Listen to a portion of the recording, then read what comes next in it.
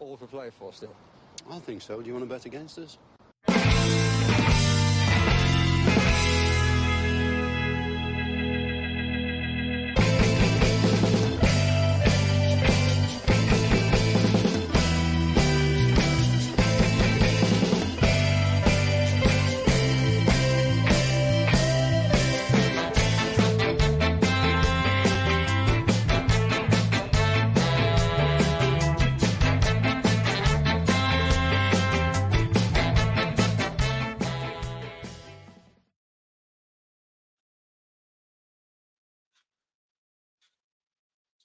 Hello, everybody.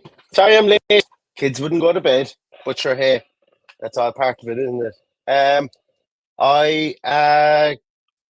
Yeah, 6 minutes in, I have no idea what's happened in the first 6 minutes.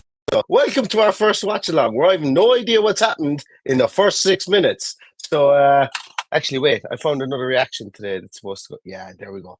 That's my reaction that's going to go on anytime someone scores. Well, anytime City scores. I certainly won't be doing it when Spurs score. So I did catch the teams, and of course my stream decides to act up. So give me one moment there. I'm going to pop it on here on more than that. Yeah. So not going great so far. Well, it's not going great. It's not going awful either. You know, there's been no goals scored, but teams that judging by all your comments there in the chat room, that Spurs seem to be putting up a lot of resistance and even more than that. Mickey van de Ven playing in his left back position here, just been chased down there by at a throw-in by Kyle Walker once again. Mickey van de Ven with the throw here, but yeah, what are we making of the lineups, everyone? You know, I don't think there's any massive. Well, there's no. I say there's any massive. There is no surprises. I think in the lineups for me, nothing massive anyway, should I say? So. Yeah, hoping that changes around after these first 10 minutes as Hannon gets it down in the corner, in the corner, pass it back out here, and runs off the pitch. Get into the box, Hannon. We need you scoring goals. As Roy Keane says, you'll do nothing from out there because he thinks you're a League Two player. Spurs now breaking. Yeah, Pape Matar. Some of you guys might remember. I did a a scouting series on Pape Matar. Some time ago. I did a scouting series before I became famous, and he's actually been brilliant for Spurs this season. He's been really, really, really good. So I'm going to claim that one. I'm going to claim that they watched that video, and it's all my fault that he signed for Spurs and not for Villa.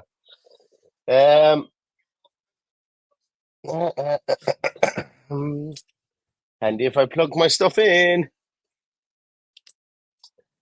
no, there we go. Can't have my laptop going dead in the middle of this. I have an absolutely chronic 100% legal stream going on here. But, yeah, let's see what...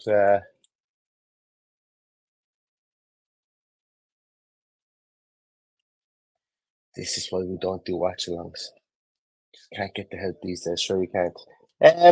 I am going to actually... Oh, somebody ringing me. Dara, stop ringing me. I'm watching the match on my phone. See you in the comments. Is there somebody? Is it? Can you guys not hear me? People can hear me? Yes. Yes. Yes. You can hear me? Yes. Yes. Yes.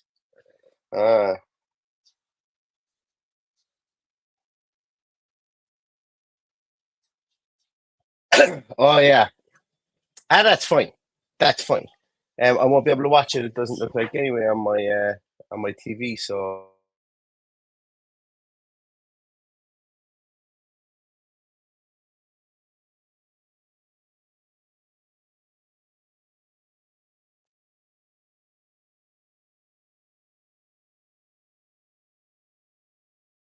My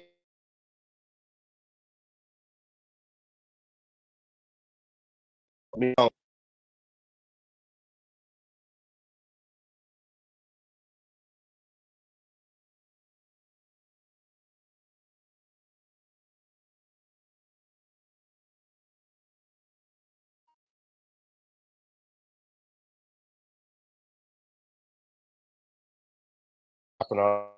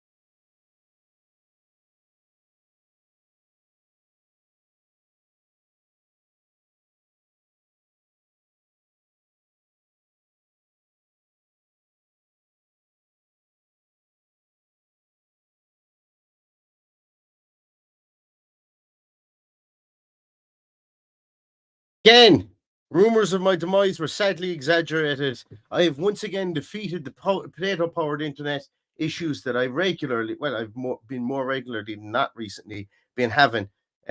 So I'm back in the land of the living again. The good old kick it until you put a little dent in it trick just worked for me. So hopefully we stay stable, or at least somewhere stable here. It's still 0-0. So it only took me 22 minutes to get the whole streaming thing, watch along thing going. Did I miss anything? I don't know what I did. I'm back. People are calling me a beauty. This is it. I love it. I love it. And I'm back on all the different pass. Oh, this is superb. I'm back on all my different deadly. All the Wi-Fi's are kicking in now as well. Brilliant. Lovely. Yeah, what did I miss? So as it stands, Aston Villa are going to the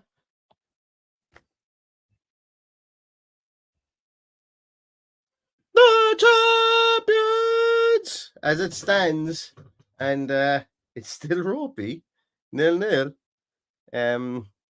But it's look, we'll take it's better than a kick in the face, isn't it? You know, 0-0 gets Villa to the Champions League. So nothing stupid. Anybody? And I just see was that Kovacic just booted Dragosan. I might actually just move this. I think somebody did make a good point. I might move it this way slightly so that we can't just see the whole match in the jersey behind me.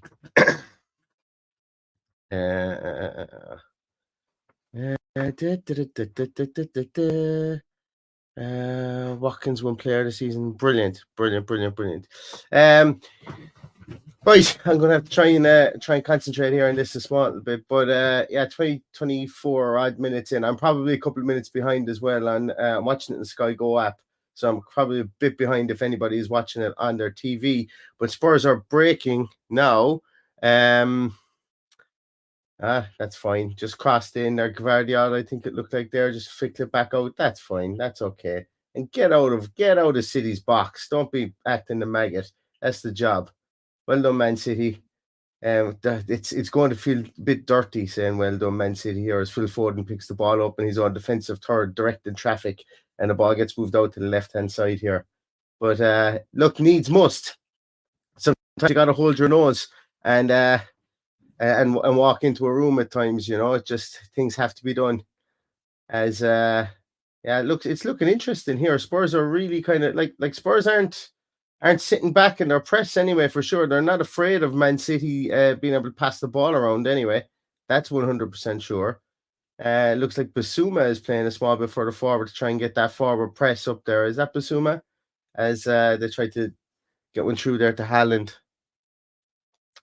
Great block there from Ruben Diaz, I think that was. Or was it Rodri?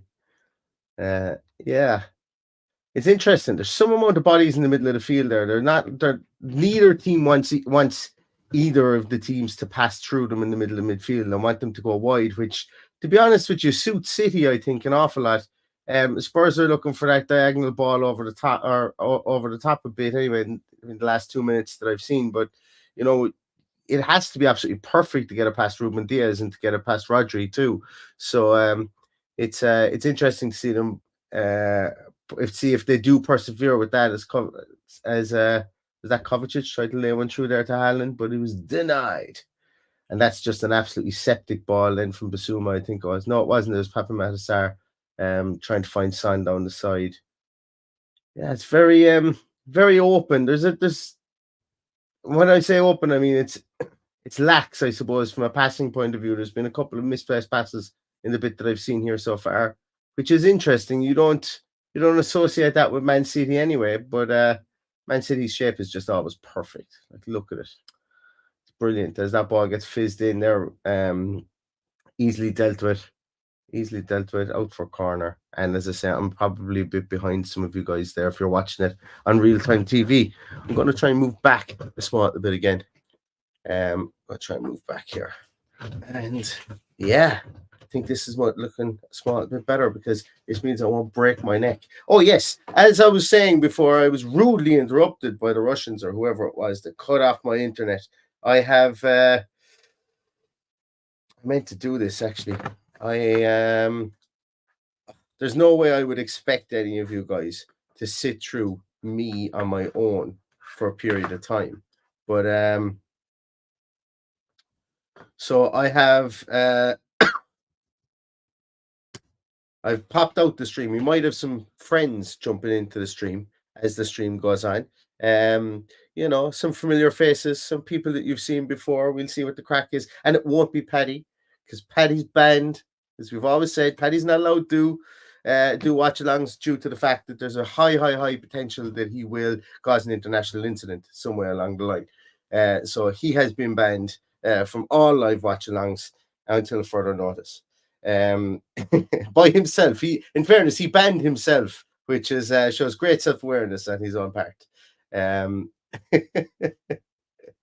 Richie Ryan is saying, Richie Ryan is saying, get Paddy on. No, Ian Taylor isn't coming in. And Shane Coleman's asking me what time I'm on. I'm on just turning 28 minutes now, so I could be a small bit behind. As I say, and so you're going to have a delay through YouTube also as well, which will probably be about another, I think it's about another 20 seconds behind from when I hit go live. So there's probably a bit of a delay from that point of view. Yeah, I sit here being parked in the, you know, they're being pretty much pushed back here. This isn't the viewing I wanted here tonight anyway, that's for sure. Yeah,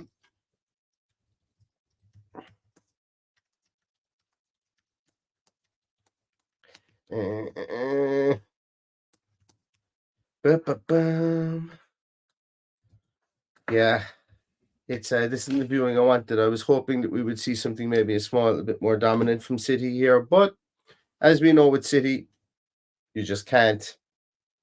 You can't judge anything by them how they start the game because they always find a way. Oh Jesus, Kyle Walker nearly found a way to get dispossessed in a very bad position there. But Bernardo Silva here is where I'm watching, just tries to slide it down to Kevin De Bruyne. De Bruyne with with Bentancur in the corner flag, and then it goes out for a Spurs throw here. But at least they're in the right part of the field anyway for Man City at the moment. Just touching in for anybody who's watching along, I might be a small bit behind you, as I say, just coming up on 29 minutes and 35 seconds now as Van de Ven is going to take a throw here. I think it's really interesting the fact that they've gone with him at left back. And when I say interesting, I mean there's been talks that they're going to sell Dragosan again in the summer. So it's that's I don't know, is it a worry for me, the fact that they're playing Van de Ven back there, but also I suppose the same could be said with fans that aren't watching Aston Villa week in, week out going, oh my God, what are they doing playing Ezra Konsa right back? So for me, it's look, whatever works for you, I think, in defence. And also, I suppose we're watching a Man City team who was made it famous to play centre halves at full back. So like Mickey Van de Ven obviously is known for his pace and stuff, but he's just a damn good centre half, you know. And I'm wondering, are you robbing Peter to pay Paul when you put him out there? Now, against Burnley, I suppose the answer was no, because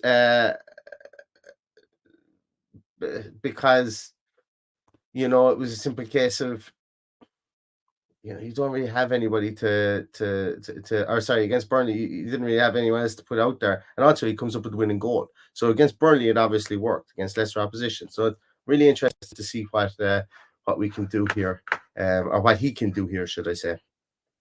All right, Paddy's there. Paddy's in the comments.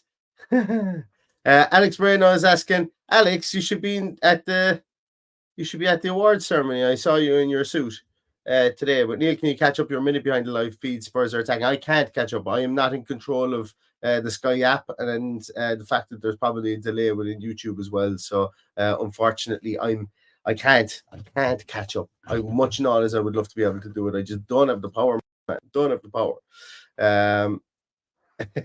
Paddy's out coaching. See that? That's what I love to see. Can't keep a good man down from podcasting. That's what from podcasting anyway. Ban Paddy. Wouldn't that be a great thing? I'm joking. Yeah, there's like there's some great, there's some really great players here on show today, and I think it's testament to where Aston Villa are and the work that Unai Emery has done. And I don't need to tell you guys this, but it is testament when you see the likes of Rodrigo Bentancur, and I know he's been out for a while, and I know he's got the Matty Cash baggage or whatever that Spurs fans brought with it. Sorry, he doesn't have it. Spurs fans have the Matty Cash baggage from that point of view, but. Like Bentancur is just a really good footballer. He's just a really good footballer, and James Maddison, if it said Papa Matasar, and that's just even on the Spurs team. You don't even need to talk about all those good players in midfield for Man City. And then when you think about the great job that Unai has done, and when you see the good job that Unai has done from the point of view that, listen, I don't care about spoilers. If I don't mind, we'll take a poll in the chat. Does anybody want spoilers? I presume most of you guys are ahead of me anyway, as it is. But really, this is just all about the reactions, guys. This is all about spreading the love and seeing what's happening in real time.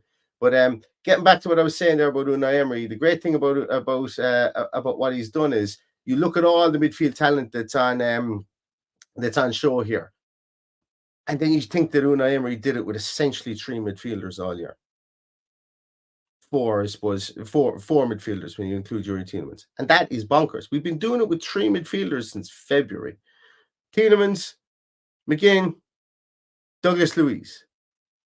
And you look at the dearth of talent that's out there, the amazing amount of talent that's out there on the field is it's such a testament. And I just know you picked the midfield area. Obviously, you've got Heung-min Son, you've got Kevin De Bruyne out there, you've got Erling Haaland. Like, those players walk into our team. It obviously James Maddison walks into our team. Yes, the team that Unai Emery has put out, or the belief that he's structured within Aston Villa is just a testament. And I think it's only when you see things like that, you see a Phil Foden in there, probably. I think Ollie Watkins should win Player of the Year, but Phil Foden will probably win it because he is the darling at the moment. The voting will probably go along the lines of Phil Foden, Cole Palmer, Rodri, maybe Ollie Watkins. Like, that's that. If they were ranking the voting, I would imagine it would be something. Oh, with Declan Rice, sorry, and then Ollie Watkins, which to me is a bit bonkers because Ollie Watkins has done way more for Aston Villa, and he's obviously got as many goals and assists as he has this season. He's had a career season, and I think that he's just been absolutely fantastic anyway. But look, that's not for me to say. Oh no! I'm seeing my. No, my internet is still here. That's okay. My stream has.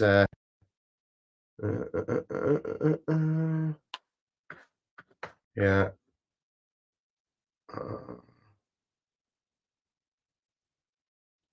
Michael O'Brien asks, who does James Maddison walk into our team? James Maddison plays behind Ollie Watkins every day of the week for me and plays really well. I like James Maddison's a really good footballer. He's an unlikable person at times, but he's really good. And he does walk. He walks into our team in that number 10 position. Like, instead of Diaby last night, if you've James Maddison there, I think it's fair to say that we've got an upgraded.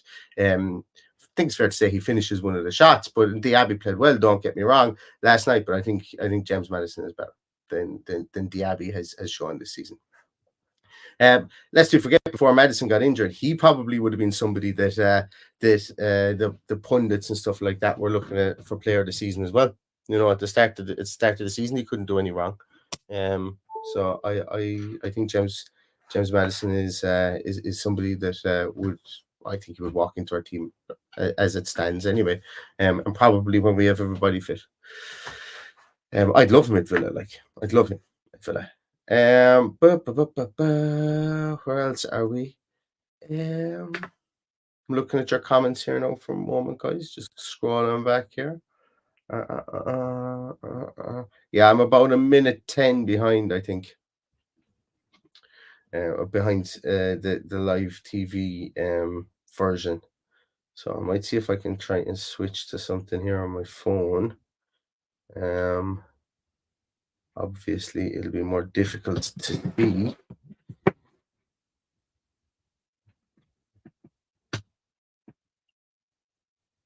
Things look like they're going okay so far anyway.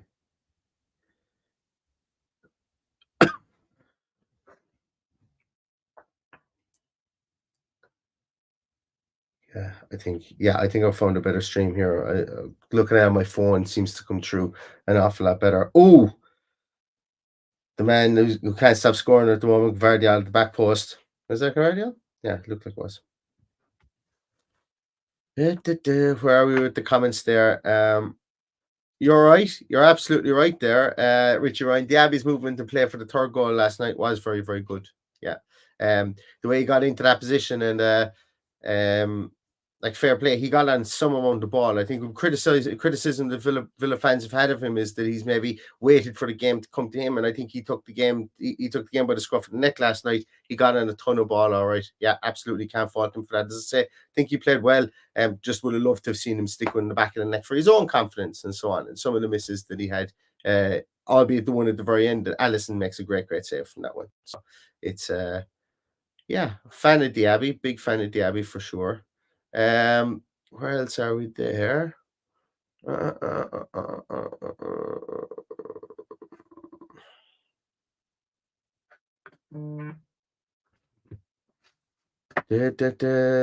Oh, brilliant. I do like this that I've just received, albeit that I can't.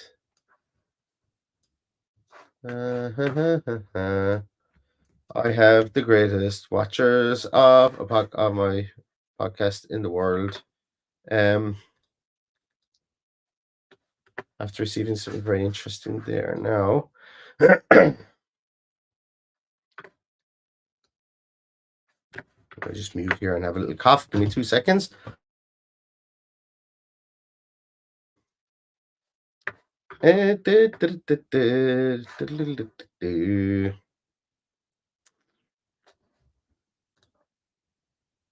Ooh, yeah, I might just have it for the second half.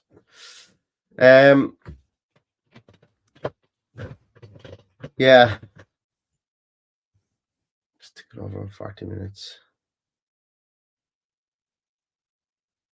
So I want your opinion on it, guys. If you guys might remember, Villa were linked to Brennan Johnson in the off-season, and I was a bit I had a bit of trepidation about it because I said I'd like to see him do it over another 6 months and then maybe buy him in January. But I knew well that wasn't going to happen. I knew another team was going to come in and buy him.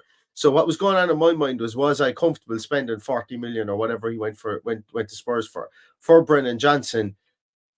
Yet I was only 75% certain that he would go on to have a brilliant season. What do you guys think? Do you guys think he's had a great season? You know, arguably, has he been any better than he was last year? I think he's a good discussion point in the off season in the overall framing of the Premier League. Not as a transfer target for Aston Villa, but because it's obviously Spurs aren't going to let him go. But I think it's the overall framing of signings and stuff like that. Has he been any much better for Spurs than he? Obviously he's gotten more ball and he's had opportunity to showcase a small bit more. But did we see anything that we didn't really expect from him? I'm undecided. That's why I'm saying it. I don't have an answer. But I'd be just interested to see your comments on it for sure. Because he's because as I say, he was somebody that Aston Villa were linked with, he scored 7 goals, was it, this season? Right, let me check. Got this great thing called the internet now, where I can check things. So it's fierce handy. It's 7 goals in all competitions, it seems, and although Wikipedia is only saying 5, so I don't know who to believe.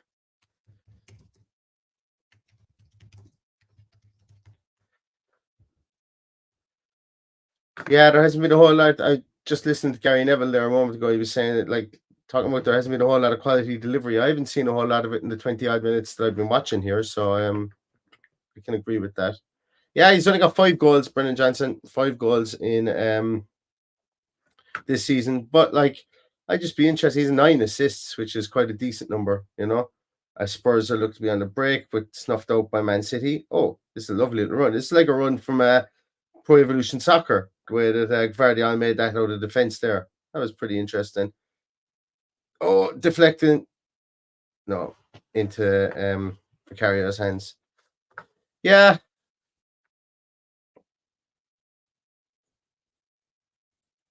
Yeah, do you know what? This is interesting. You guys read my mind. Am I that easy to read when I talked about when I was talking about Brennan Johnson? Because that's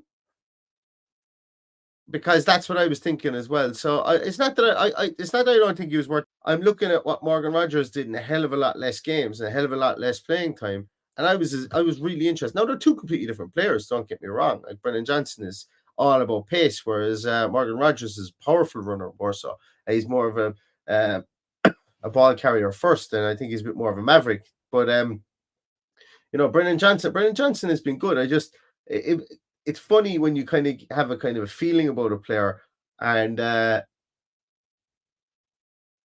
that it turns out to be correct or whatever, but like I'm still a year down the road after saying this time last year, well, I'd like to see him for another 6 months. I'm still at that space where I'd go, I'd like to see him for another 6 months before I make up my mind if he's worth 40 million or not. So it's interesting. I'd love to know a Spurs fan's opinion on it, actually. If there's any Spurs fans in the comments here, which I doubt that there is, hop on and let me know.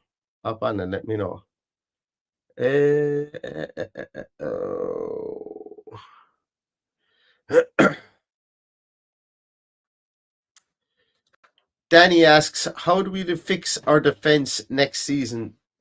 Oh, what a block from Dragosan. What a block. I was just saying there that they potentially may sell him, but yeah, it was offside anyway. They potentially may sell him in the summer. As the rumors go, Napoli are going to bid for him. But Danny asks here, how do we fix our defense next season, conceding soft goals? I think the easiest way to fix our defense is to fix our midfield.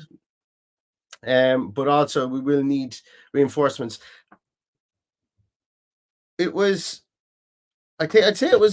it was last summer. Last summer I was talking about that there would be open heart surgery needed for our defense. And I'm still of the opinion that we brought in Pau Torres. I'm still of the opinion that I think we're a better right back and a better left back away from big.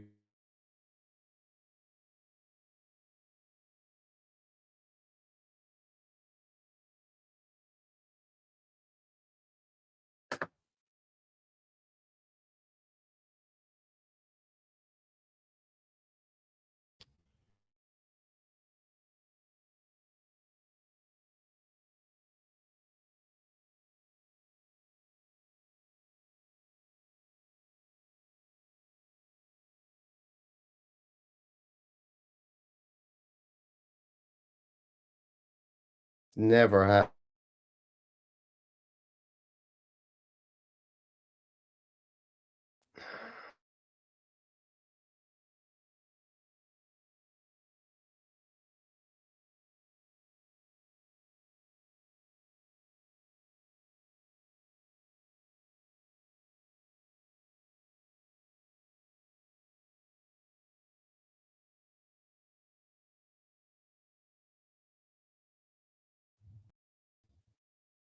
I have no idea why I can't get onto the full screen now. There we go. Yeah, apologies about that again. For whatever reason, my Wi-Fi keeps dropping in and out, and I've actually wired my internet there. That's why I was gone the last time, but doesn't seem to want to stay connected for whatever reason. Yeah, so I still think that we've had mini surgery done on our backline this season. I think Pau Torres obviously has been a massive addition with his ability to be able to play out from the back. I do think that I think that Unai Emery will we might have our hands tied a small bit this off season from the point of view of I'd like a player in every single line as we go up the field, and we may very well get that. I think if Mario Hermoso comes through the door, I think that covers 2 spots. Once again, it's another left-footed defender. I know a lot of people would be very nervous and very apprehensive at that. Don't really care about it at the moment. I've never been one of these has to be a right-footed player, has to be a left-footed player type people. But I think someone like Hermoso comes in. I think maybe there's a potential that you buy a right back, maybe you get another free transfer midfielder as well. I've heard 1 or 2 names there, and then maybe you buy a striker or a striker / wide player to come in there as well up top. But we're only realistically going to be replacing people who'll be going out, because I'd imagine Diego Carlos might be somebody who might leave this season. I'd imagine that one of our 2 current left backs may be people that might leave this off season if we were to offload people. And then I think also if we're looking at if we're looking at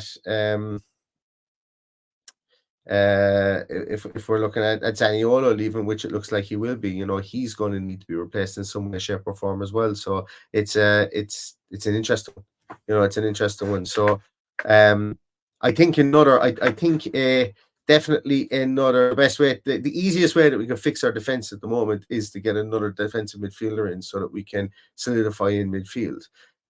Because at the moment, as I said before, we've really been playing with 3 midfielders since the middle of February, and that's not been good.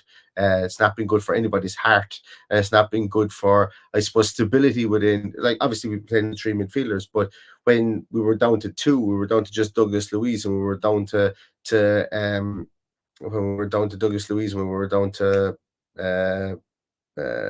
John McGinn, that was, we had to run those guys into the ground. Cannon asks about Longley. I think Longley was only ever brought in to cover for Mings' injury, and I expect Tyrone Mings to be back for the start of next season. Just like I expect Demi Buendia to be back for the start of next season as well. So that's why I didn't mention Longley going out. I think his replacement is already at the club, because I think that he was never actually, I'm not going to say never supposed to be at the club, but only for Tyrone Mings' injury, we would not have signed Clement Longley. That's just my feeling on it. And I think there's probably a decent amount of evidence to back that piece up as well. So it'll be interesting. It'll be interesting indeed to see what does happen. I think our business will be done, like we've done our business early last season under Unai Emery, early enough. Last season, we were continually linked. Then afterwards, we were linked to the likes of Asensio. We were linked to Dani Ceballos. We were linked to what's your man, Gonçalves as well from Sporting Lisbon. We were linked to them like every single week last off season, and nothing ever came of it. We were linked to Harvey Barnes, and he ended up at Newcastle. So I will continue to follow and to do scouting series on people that are linked once we get into the off season. But as I say, I'm waiting until the off season to do a lot of those pieces. I have a couple of them ready to go, but there's a lot more to follow on the field at the moment, if that makes sense, than there is off the field. So that's good. Give me 2 seconds there, guys. I'm just going to see if I can reset something here and try and get my wife back online while I've got this auxiliary setup going on.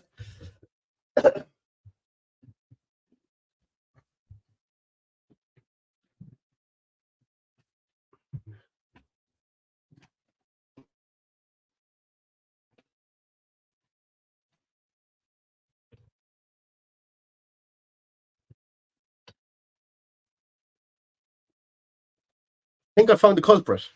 Let's see if this works. I think my Ring doorbell is interfering with my Wi-Fi.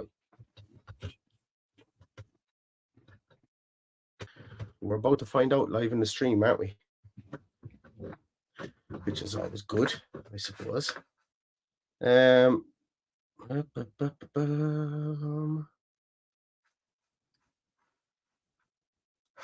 more questions there? Let's see. Andy Villan. Where's Andy Villan? Oh, Andy Villan. God, we still have Coutinho in our books as well still. Yeah, we do.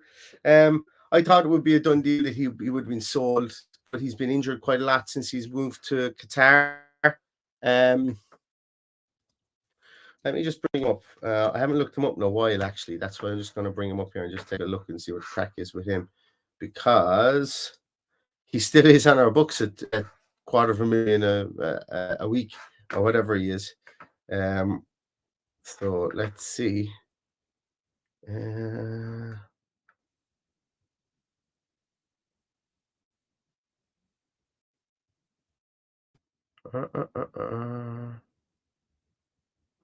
I was under the desk. You're dead right. Yeah, it doesn't seem like my fix for my wired connection worked, which is a shame. Philippe Coutinho.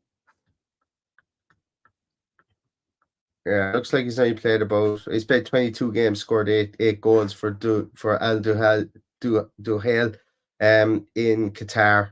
So who knows? I don't know whether there was any compulsory purchase for him, but I know he was out for quite a period of time anyway with a hamstring injury. Look, I would have loved Philippe Coutinho for the last couple of games. I would have loved somebody like that against Brighton. To give us a small bit of an attacking impetus that we just didn't have. I would love somebody like Philippe Coutinho to be able to bring on against Olympiacos, or to have him there from the start against Olympiacos to try and break them down. I would have loved the Kamara to have against Olympiacos. I would have loved Tyrone Mings that would have got a small bit more agricultural with El Khaby up there. So the players we have out, I think, will be very, very big assets to us once they come back, provided they come back fully fit. And haven't lost the step and haven't lost motivation, and obviously aren't crocked after it, if that makes sense. But yeah, Philippe Coutinho, somebody still on our books for sure.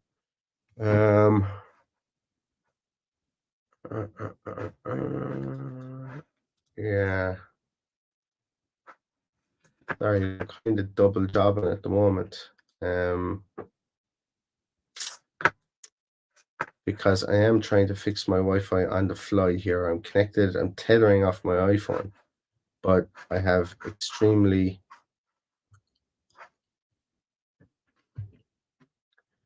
unreliable service from my Wi-Fi, from my wire connection, which is dying considering I spent a lot of time getting that in recently. So let's see what I can do here.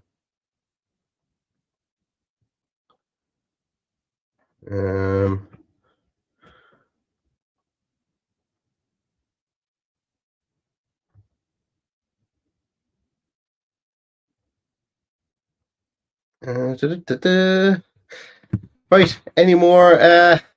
Does Neil have a trapdoor? I was just taking the elevator downstairs, Matt. That's what I was doing there.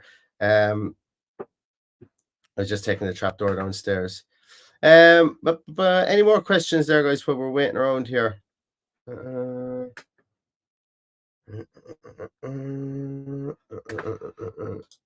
Excuse me.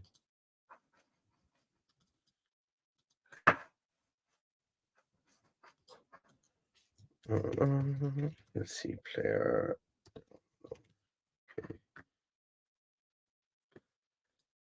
Trying to get something sorted out before the match starts again. So apologies, everybody. I'm just a small bit quiet so that I can get a stream for the game while I am tethering from my iPhone.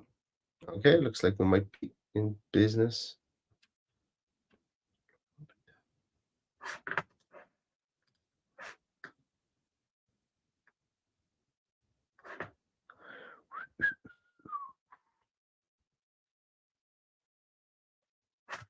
Any more questions while we're there? Arsenal for life thinks Watkins is a gooner. Arsenal for life. If Ollie Watkins is a gooner this off-season, I will buy you half a Mayfair in London, the place. Hold me to it. Flange asks, have you missed Dart already? No, you haven't. I might as well get it done. So there was a bit of crack with this last night when I left the voice changer on by mistake. And Darth Vader was supposed to be doing the whole lot of the watch along tonight. But look, with all the internet issues we've been having, I think it's best that we leave Darth Vader alone for a while, for sure. Where else are we? Bosco Niels. Bosco Neal, that's all I can think of. LG says, we've looked at the Moroccan striker. Sevilla scored 26, scored 15 goals this season in a poor Sevilla side. Is that El Nasri, or Nesri, or however you pronounce it? I think that might be him. The main striker from Morocco currently.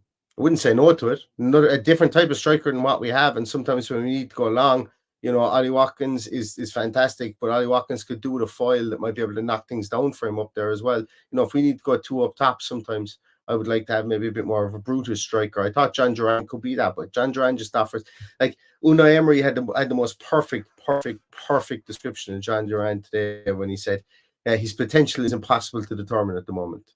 And I think that's right, because he could be absolutely everything. And, you know, when Unai talks, he seems, you kind of get that undertone. It talks about Duran, should I say? You kind of get that undertone that he's just he's a bit of a young fella, if that makes sense. Duran, like, he's obviously come to a big league, and he's learning how to play in a big league. He's learning how to be the responsibility of playing for a team. And now he's obviously learned the responsibility of a team that will likely be playing in or maybe playing, should I say. I won't say we're likely, but we can being confident about it later on once this game is over tonight, but maybe playing in the Champions League next year. So I would be all for a different type of striker coming in as well. Give me one moment now, and let me see if I can open this. No, thank you. I don't want that. So what do I need to do here? Copy that.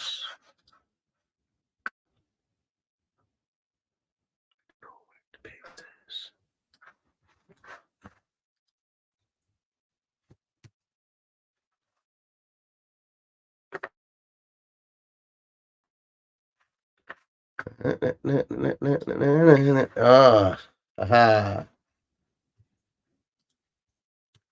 Got something here.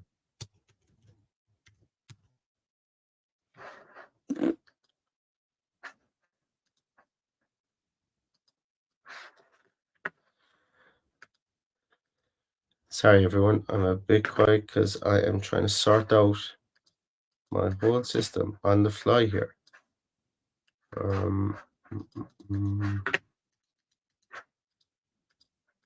Just going to go on mute for a second because I'm going to make a little bit of a phone call just to see if I can sort this out. Give me 2 minutes. Be back.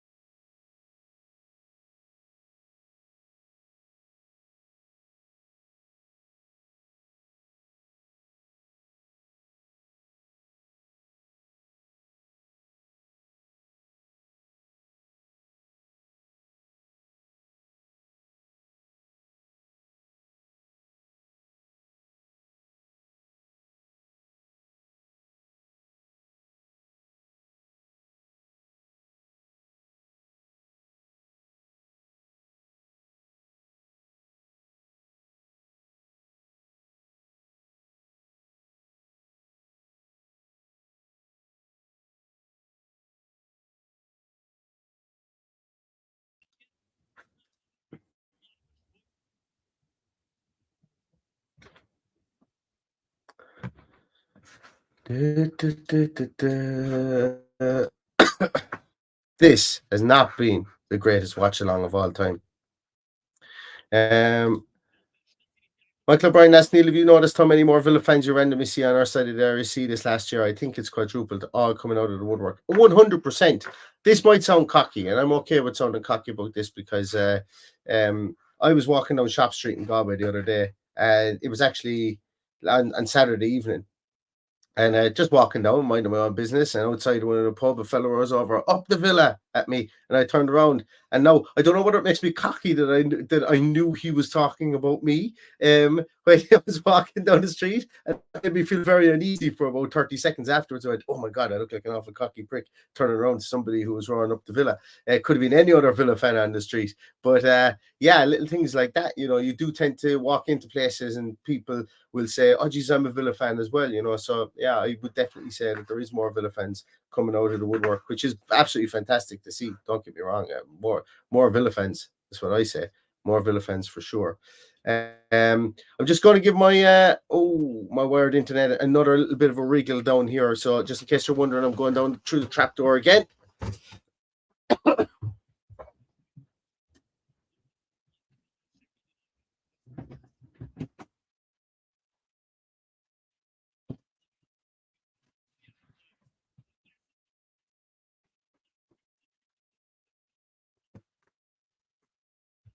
And I'm back.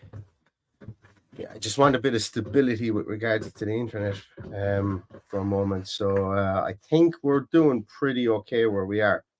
I think we're doing, yeah, it is Matt Hanlon. It's like a puppet show. I might do that. I might just take off my socks and start doing a puppet show. It'd be more descriptive than I'm being at the moment. Anyway, British Mick says I just did a Birmingham City on it. Absolutely excellent. Jesus, I hope you're right, Andy. The City will be 3-0 up by the time, but that didn't happen. Yeah, look, 0-0 is 0-0 is yeah, it's a bit of a nail biter so far, for us. I really don't want to see a Spurs goal go in here any minute because I don't think I'll be able to take it live on TV either, or live on the internet, should I say. I do seem to have Andy Villa asked me what illicit consumables have I got under my desk. None. That's the problem. That's why I am the way I am. Richie Ryan is saying, yeah, what do you guys make of that? Richie Ryan is saying the Spurs players aren't reading the Spurs fan script. I suppose really from the point of view that all the Spurs fans didn't want them to win, which I think is bonkers, and I know a lot of people will agree. Now, look, as I say, every fan base is gonna have their idiosyncrasies from time to time, specifically around things like that. But I personally think that that is a bit bonkers. That is a bit bonkers that they're so open all over the place saying we don't want to win tonight and we don't want to get Champions League football. We prefer to see Arsenal lose the league.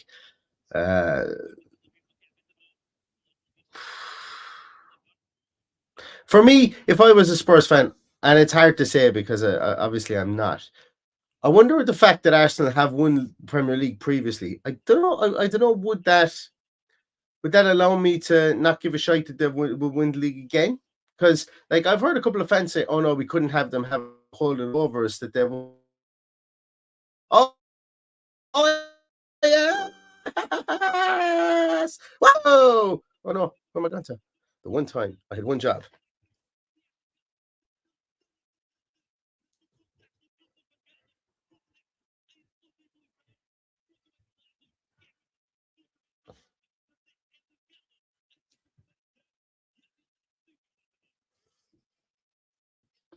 Excellent.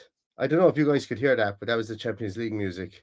And I want to give a massive round of applause to Mr. Erling Haaland. I never said anything bad about you, nor will I ever do it again. And where's my crowd cheering? There it is.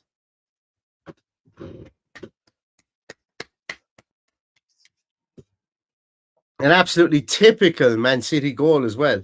You know, that kind of goal that people used to score in Pro Evolution Soccer, whereby you just run down the line, pass the ball across the box, and someone would tap it into the back post. That annoying goal that someone who was really good would always score against you, and there was no defending it. But fair play. Yeah, Man City are winning up. That's making me feel an awful lot better about the whole situation now. That is making me feel an awful lot better. And yes, just for anybody wondering, how the hell did I get ahead of you guys again? I changed to a different provider, and I changed to a different medium, so I wasn't playing it over my phone, and I just seem to be more or less on time now, whatever the reason. But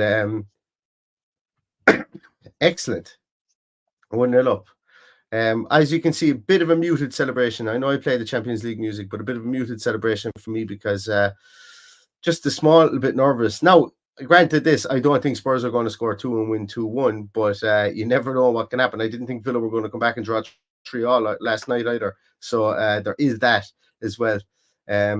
It's just something that it's inherent, I think, in a lot of Villa fans that we don't want to count our chickens because realistically speaking, for the last 10 years, our chickens haven't really hatched until Unai Emery came along and sat on our eggs and is now hatching our chickens. There you go. That's how you take an analogy from start to finish and make yourself sound like an absolute weirdo in the process. But I'm okay with it.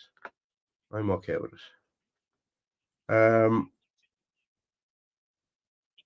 Yeah, I love that as well, coconuts. Yeah, just in response to the Arsenal family there as well. Look, we know that Ollie Watkins was an Arsenal fan.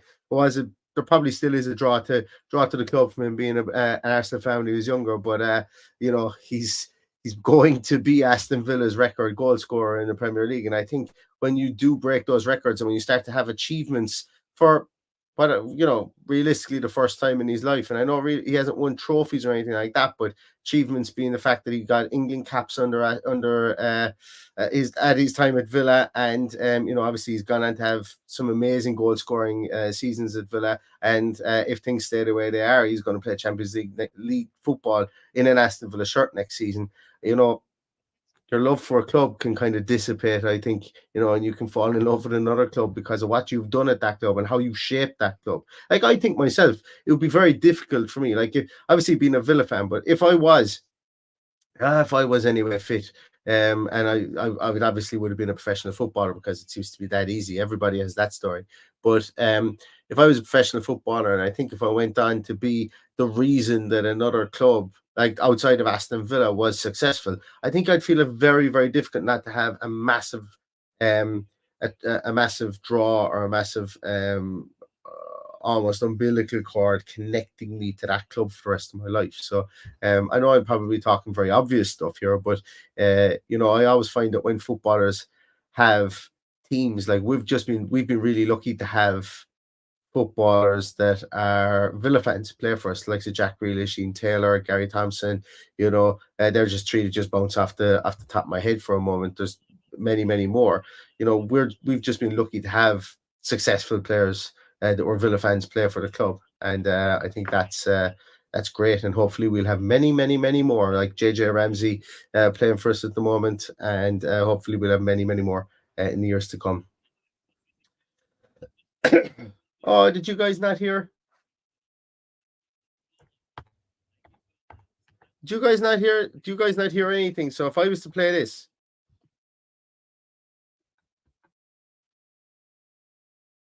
Oh, there's nothing playing now. Can you guys hear Champions League music playing there? No?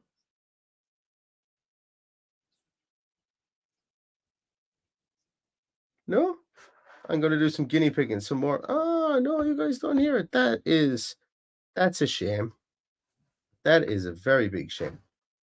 Let me see.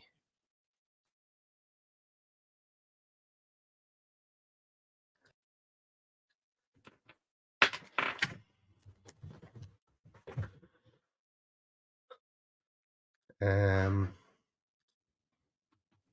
off the monitor there. Audio is coming from the mic is there. Default is coming from there. Camera. Oh, yellow card being dished out. to Papa Matasar. Let's see. I don't know if this can be heard, so I do apologize to anybody who's coming looking for some great insight at the minute, but I am.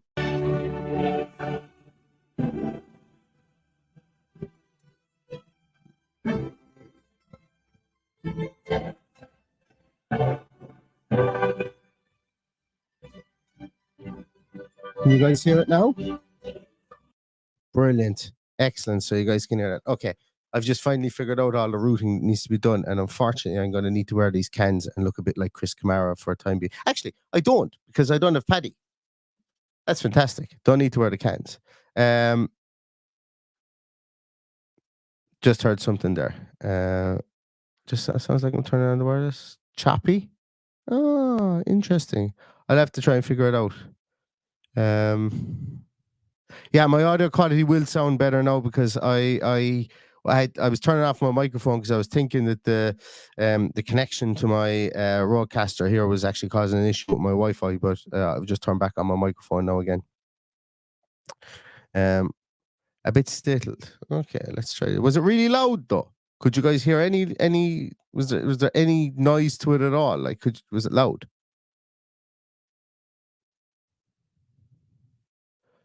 Kevin De Bruyne is down. No, Tom, I'm not actually playing it through a sound system. I'm routing it through StreamYard here, which I use for streaming. So, I could play it in the sound system. All right, yeah, that'd be no problem. We could definitely do that. But yeah, interesting note as to why that doesn't play through, because some of the pieces do. Like yeah, boy. Some of those things. Yay! I don't know.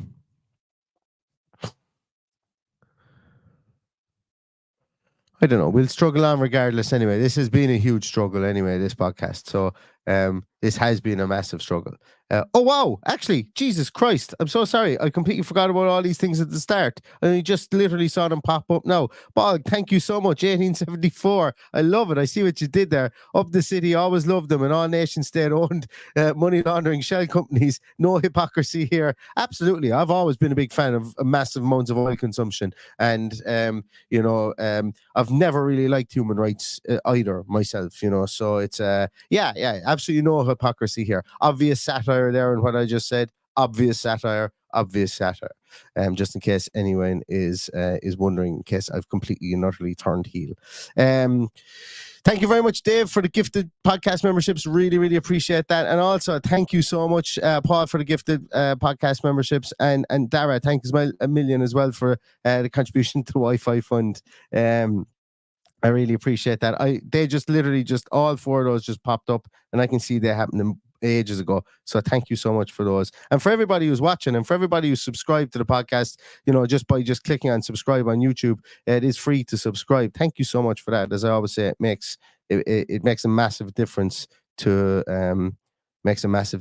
us here. It allows us to run a podcast. There are obviously incurred costs, and when you've got stuff like that coming in on a monthly basis, it means we don't have to put our hands in our pockets, which is an added extra, albeit that we will be happy to do that. And also you guys that when we do Spurs are just on the attack here. There we go, it's gone out wide. But when we do shirt giveaways and stuff like that all comes from money from any of the little bit of advertising that we get from YouTube and stuff like that. We like to try and give that back, or it goes to funding any of the or some of the equipment that would be needed for live podcasts and things like that. So thank you so much to everybody by even just watching this and not even contributing via monetarily to the podcast. You're still doing a huge favor for us. So thank you so much, and we can never repay time. We can never, ever, ever repay the time that you guys give us, and the time that you guys give us while we're trying to fix our technical issues. So thanks a million for that.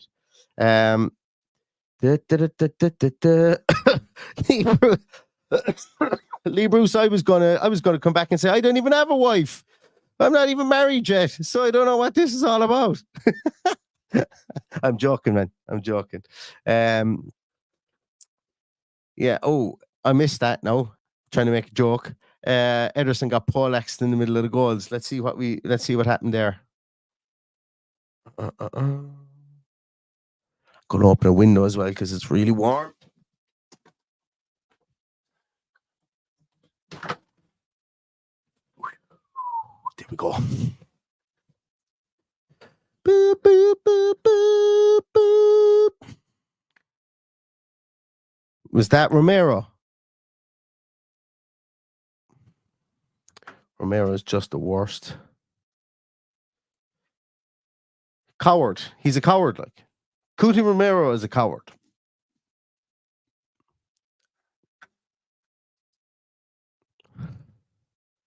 Says the guy. I'm calling Cuti Romero a coward, and I am the guy sitting behind a desk in Ireland knowing that he will never find me. But there seems to be no replay of it, so maybe it was bad enough.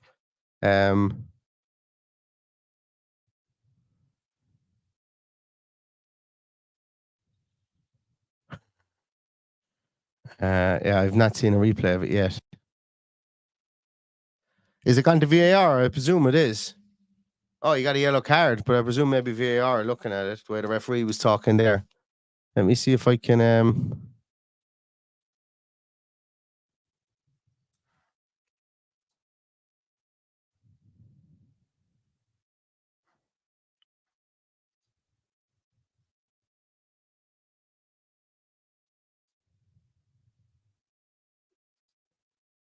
No, still no replay of it where I am.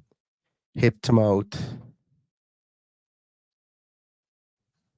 Yeah, you're right, Scott Taggart. It's probably you're right, Scott. It was probably was Matty Cash's fault. You're dead right. Yeah.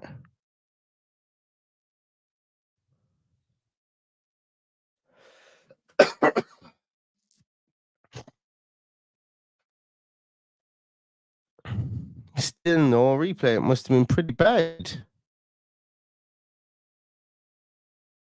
Oh, he's up.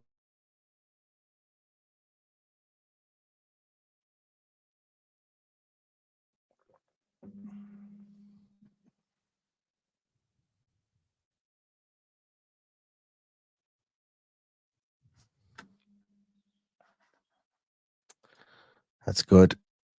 Good to see him back up on his feet.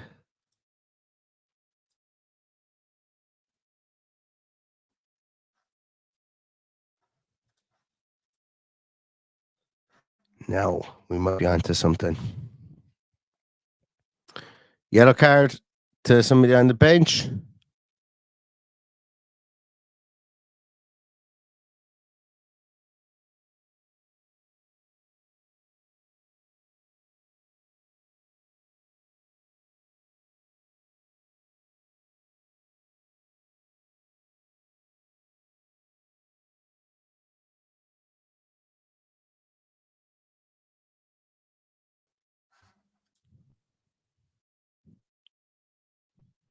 We got it. No, I've just been using it as a guinea pig, Daniel. You're there. You're right. You could. That one worked. Why is that one working? This one isn't. I think I might know. This is great because I wouldn't be able to test this stuff otherwise. Yeah. So, Phil Foden.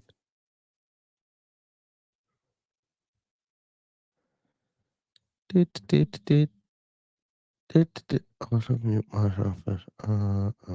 if we just.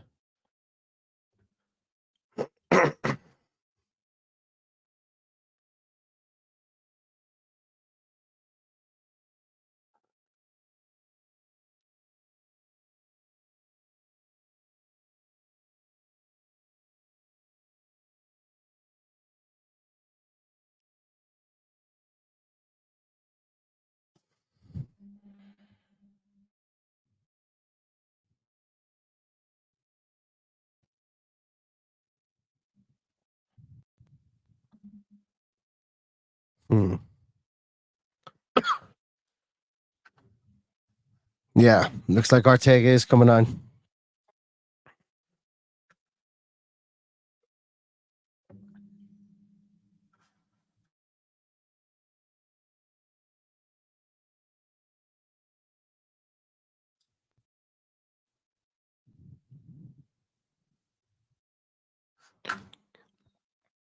There's an interesting one from Devion.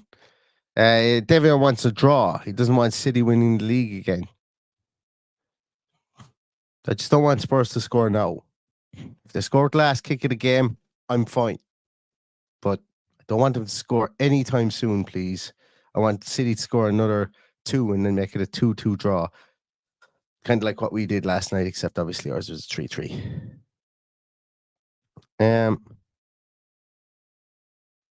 Couple of you guys talking about... Yeah, Spurs have been looking pretty good. Jeremy Doku making his way on along with Ortega. Where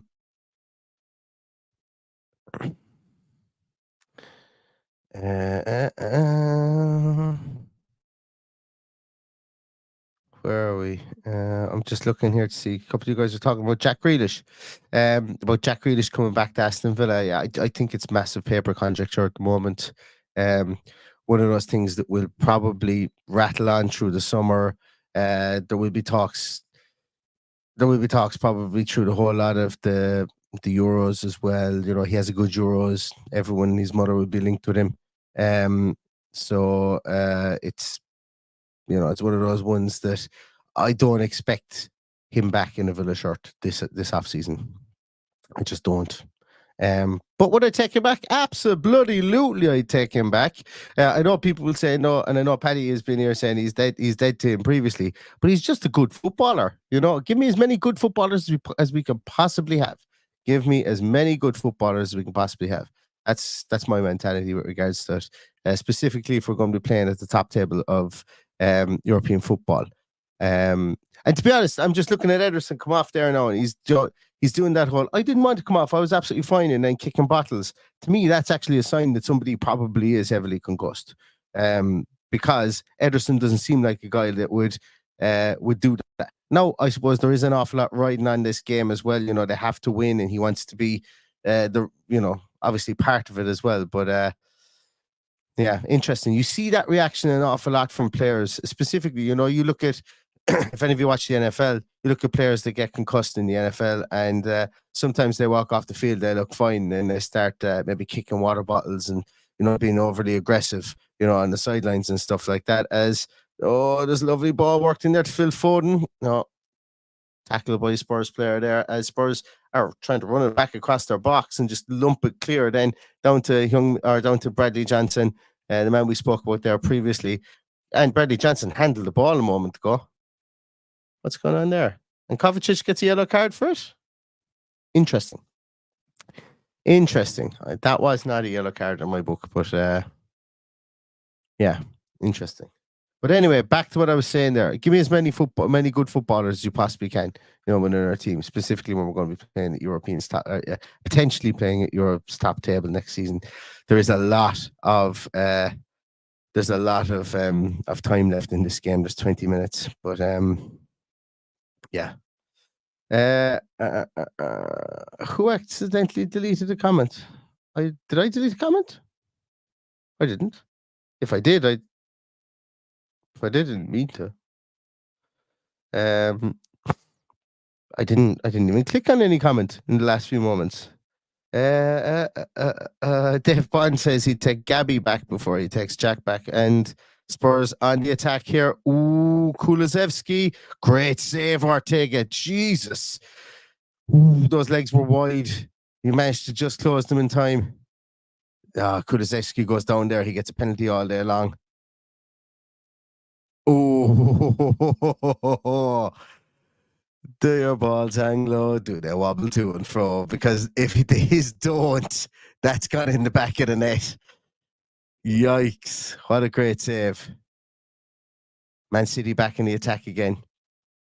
Phil Foden playing with the ball here. Now strokes it across to Jeremy Doku. Gvardiol on the overlap. Oh, an awful ball by Doku. Awful ball. But the referee gets in the way and Spurs lose the ball. Doku has it again. He's on the edge of the area trying to dance across. Recycle back here from Kovacic, plays it all the way back to the centre half, who gets caught in possession. Don't be doing that, please. You only 1-0 up, lads. Yeah. Doku has it out at the edge of their area, dribbling in towards the area. Lovely cross to the back post, and Vicario, I think, gets a good hand on it. Look like he got a good hand on it. Yeah. What do we think, guys? The fact that Doku... Yeah, Vicario gets a hand to it. Yeah, the fact that Doku's come on, do you think that means that we don't see Jack Grealish come on?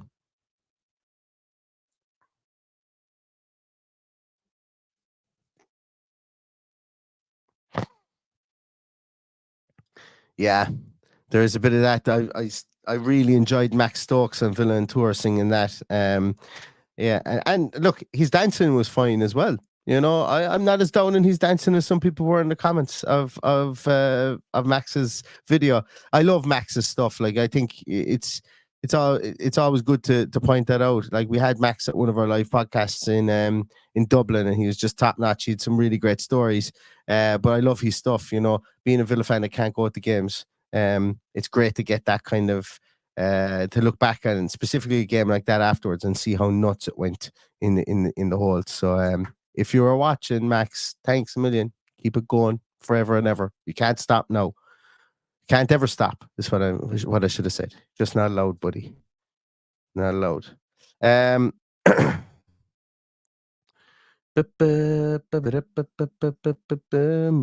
It's murder when the giant scores.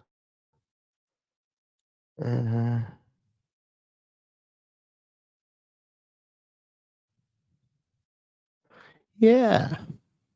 A lot of people saying here that Jack would get the freedom to pay under Unai Emery. I absolutely agree. And my point in case for how much freedom that Jack Grealish would have is watch Villarreal when Arnett Danjuma played for them. Your Honor, I rest my case. That's all I would have to. That is my template for albeit that Jack doesn't have the pace that Danjuma has. I think that's a pretty good template to see how Unai Emery will be able to unlock somebody like Jack Grealish who can carry the ball and is very, very technically adept with the ball. Oh no, that's deadly defending. That is top-notch defending from Akanji there. Brilliant. Some pace as well to cut off Brennan Johnson. So Brennan Johnson was slid through there, and he had about 1 or 2 steps on Akanji, and Akanji just hunted him down. Brilliant stuff. Great to see. Oh no. All right. Okay. Vardial has it again. Yeah, I know this is turning into a lot of Jack chat, but I'd love to see Jack Grealish go and score 50 or 60 goals in a league like maybe the Italian league or something like that. Like, realistically speaking, he's won a Champions League. He's won a league in England. I just think a lot more players should, and maybe it's me. Maybe it's because I'm not greedy. And not saying that Jack is. This isn't any commentary on Jack. This is just, I suppose, the Italian football or English football in general, I suppose, really. And look, I know it can be difficult to leave. Why would you leave the best league in the world as well? But, you know, a lot of younger players should go abroad for a period of time. I don't know. I think the allure of going abroad somewhere would, if I was a professional footballer, it definitely would be something I would want to do. I think if I played all my career, regardless of what level I was at, if I played all my career in the UK, I think I'll probably feel like, you know, when you've got an opportunity, you've got a career or a profession that travels like no other, or one where you could end up, you know, you could end up being the top scorer ever in the Malaysian league. You know, you could literally be a legend in your own lunchbox if you were good at football. And I'm not saying that Jack Grealish goes to the Malaysian league, but what I'm talking about here is that, you know, when he's won everything that there is to be won within, you know, all the top accolades, I suppose, that he would want to win within England, and he's won the Champions League. Like, I always admire Beckham for doing that, for going to Madrid and for going to Milan, and you know, having all those clubs on his CV. I don't know. I think there's something to be admired about that, and to be able to go and do it. And that probably throws out the question: is who is England's best ever export? Who's been the most successful? Which English player has had the most successful career abroad? It's probably David Beckham. I think it probably has to be. I think it probably has to be. In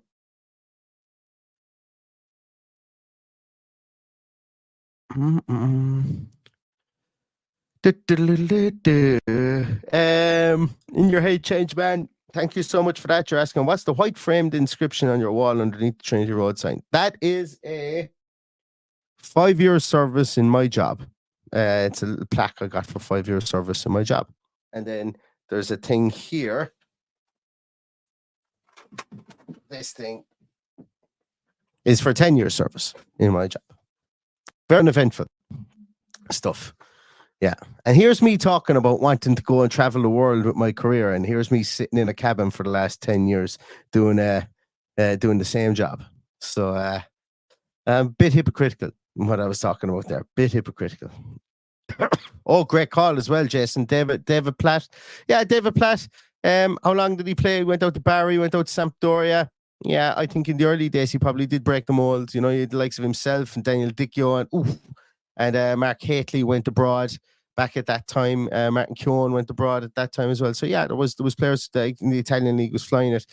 I still don't think it matches up to what David Beckham was able to do abroad. Like what David Beckham did was pretty amazing abroad. I think it was. British Mix says Jude Bellingham. He's only one. It's not enough yet for me to get over Beckham. Jude Bellingham is absolutely outstanding. Like he's going to light up the Euros. Like he's just going to be here's coming from an Irishman, but like if England don't win the Euros this year, I don't know when you're ever going to win it, because like the quality in that English team that's going out to the Euros. And I know Southgate is going to flood the comments in a moment, but I had this conversation with the lad who owns the shop down the road from me. He's an Arsenal fan and he's from London. And I had this conversation with him today that the quality in the English team is just ridiculous at the moment. It's just absolutely ridiculous. So best of luck to England. I think that you guys are going to do great in the Euros this year. And you never know, you might bring it home. I don't think anyone's ever said that before, but you might bring it home. Bog Villain says Andre Green. Now, Salon, you say Owen Hargreaves, but Owen Hargreaves is Canadian. Am I mistaken? I know he played for England. So is he not a Canadian export? He blurs the lines. I think he blurs the lines in that one for me. I'm joking. Obviously, he's English because he played all his international football. But oh no, go away! Oh, Ortega again. Ortega, prime Robin Olsen versus Brighton there. Absolute prime Robin Olsen versus Brighton to stop that. Jesus, he's had 2 really good saves from Kulusevski now. Well done, that man, Mr. Ortega.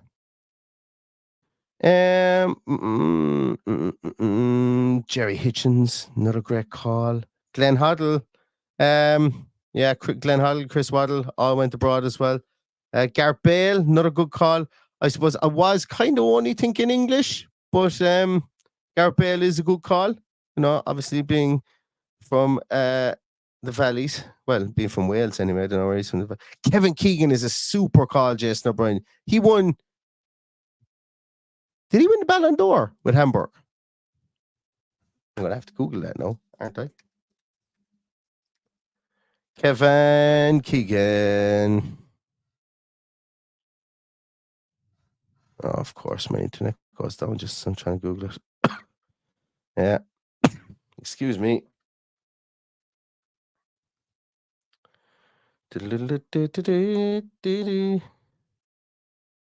Yeah, won the Ballon d'Or 2 years in a row. Yeah, look, it's Kevin Keegan.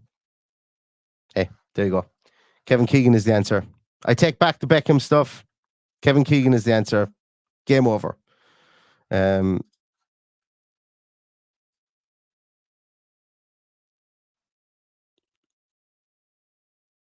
Yeah, both of them were while he was at Hamburg. Wasn't it 78 and 79? Yeah, both were while he was at Hamburg. Yeah, Kevin Keegan's the answer. Game over. Great call, Jason. Great call on that one. Thanks, everybody, for playing. Anyway, back to the game at hand. Back to the watch along for Spurs and Man City at hand. Still 1-0 as the ball is raked. Oh, no, it didn't. I was going over Pedro Porro's head to Doku, but it makes its way back to Vicario. And Spurs are ready to make a try and fashion something through the lines here again as they play back one side to the other. But a great tackle from Phil Foden there in the middle of midfield. Another, like, going back to the talent that England have at their disposal. When you talked about having Bellingham, Foden, Rice, Jack Grealish, Harry Kane up top, Ollie Watkins, John Stones, Kyle Walker, like there's just some ridiculous talent. Like the only area where you look at it and you kind of go, I'm going to have to really squint and kind of hold my nose here is probably in goals with the likes of, it's probably going to be Pickford in goals. And look, relegation threatened Jordan Pickford is one of the best goalkeepers going. But when the season starts, like there are times during the season where he just goes off the boil. He's had an amazing last 6 or 7 games, Pickford. And he's been really good. So hopefully for English fans, he can keep that and take that into the Euros. Because as I say, as a goalkeeper, as an English goalkeeper, as the goalkeeping position dictates for England, you're going to need to have a good one. And it's probably the area whereby there's a lot of scrutiny on, I think, at the moment. As Man City are breaking on another attack here down their right-hand side. Spurs left and Mickey van de Ven forces Bernardo Silva back. Phil Foden taking control of that in the middle of midfield. Just a couple of nice little passes in around there as Kovacic gets it. Kovacic always looks like when he's the ball at his feet that he preferred to give the ball away and crease the man next to him than actually play a forward pass. And I think there's a position, I think that's to be admired sometimes. Albeit there, he just played a forward pass into Erling Haaland's feet. As Man City work a brilliant ball here out to Gvardiol. He looks like he's going to have a shot, slips out to Doku, but it was a bad ball out to Doku from Gvardiol. Caught in 2 minds, and Pedro Porro just lumps it out for a throw into Man City. About 6 minutes left here on my clock anyway. Man City still 1-0 up, but they're bringing on oh, I didn't see who that was. Was it Ollie Skip? Lo Celso and Skip are coming on to give a bit of legs in midfield. It's something that Ange does a lot, is changes up midfield. And once again goes back to the point where I said that we haven't had an opportunity to do that in a lot of games this season. Bring on genuine replacements in the middle of midfield for the likes of Dougie and the likes of John McGinn. So the fact that they've just brought on Giovanni Lo Celso and someone who we were linked to as well in the summer, and they've brought on Ollie Skip, to give them extra legs as they go in here looking for an equaliser. Well, they're looking to win this game, but they need to win this game. But even if they are to get an equaliser, that brings a bit of extra legs in midfield. And I'm looking forward to seeing what Villa do with that department next season. Who they bring in. Because I would imagine the Ender Dendoncker is out gap. So that's one area I'm really looking forward to seeing who comes in there.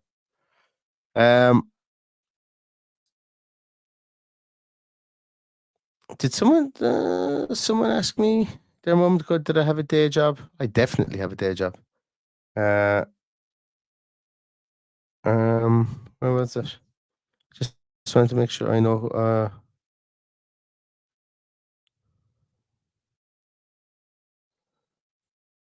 I definitely have a day job.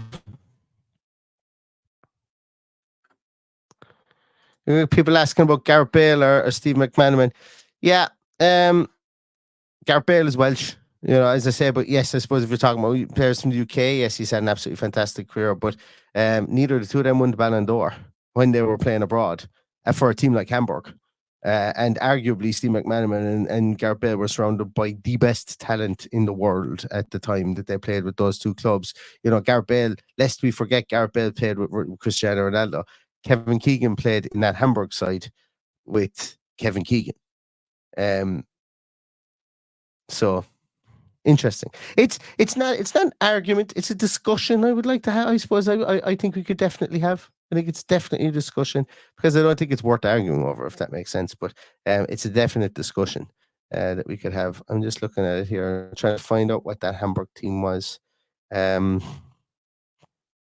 an interesting piece here on Wikipedia that says, following his move to Hamburg, Keegan became an early trendsetter with his new haircut, a perm. On first sight, his wife thought it was hilarious, and his agent jokingly tried to disown him in public. Soon, though, players such as Brian Robson, Charlie George, Phil Neal, Terry McDermott also had perms. Bet you didn't know that. Once again, he won 2 Ballon d'Ors with a perm. Don't see Gareth Bale doing that, or Steve McManaman.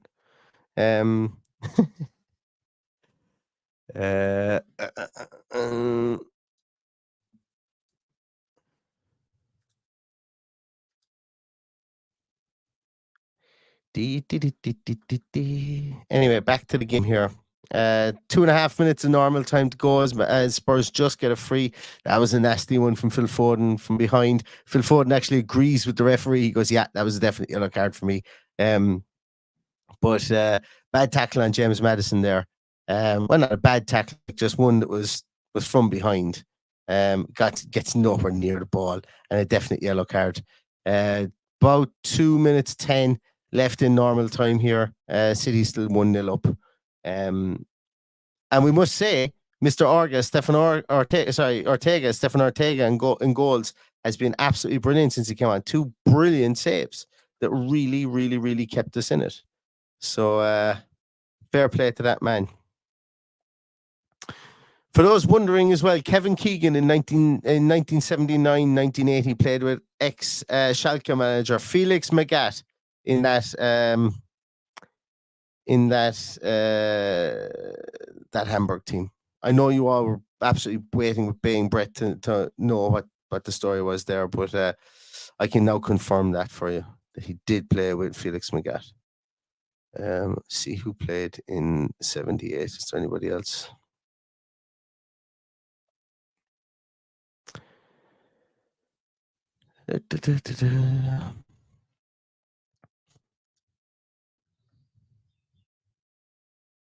Oh, Jeremy Doku's been released out of nowhere.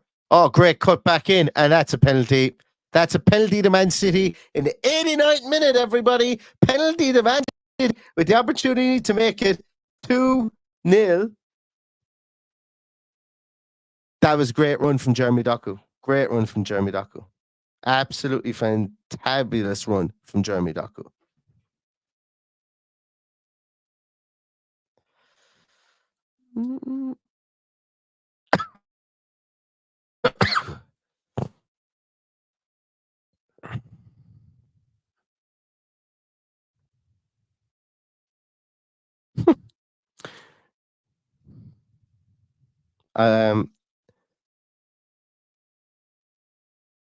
Lord J. King of Belfast is the best YouTuber ever. He is going live to expose you, buddy. I think I've exposed myself. I've done pretty much fuck all in this podcast tonight. All I've done is just literally chat shite.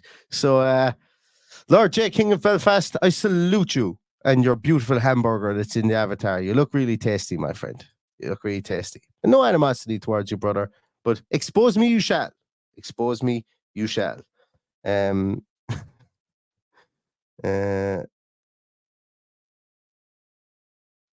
Who?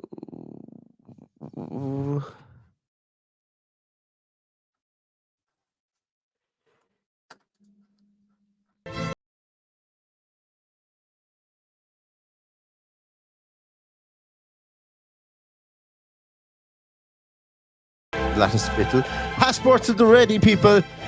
2-0 Man City. Oh, there is 10 minutes of injury time.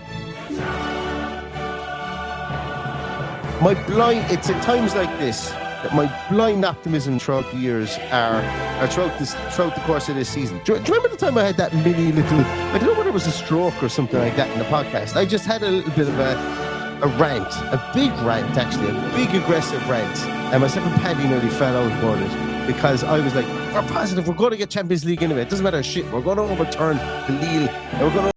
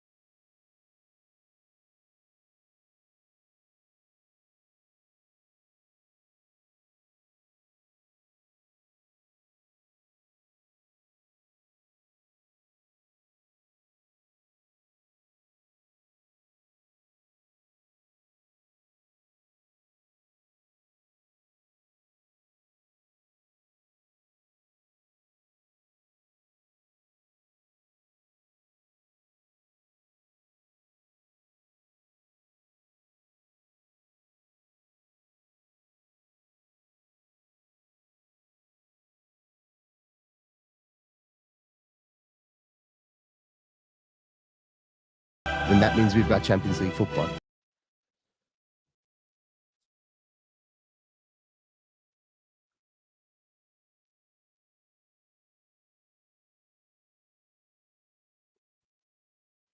Brilliant. Do you know what makes this even better? Do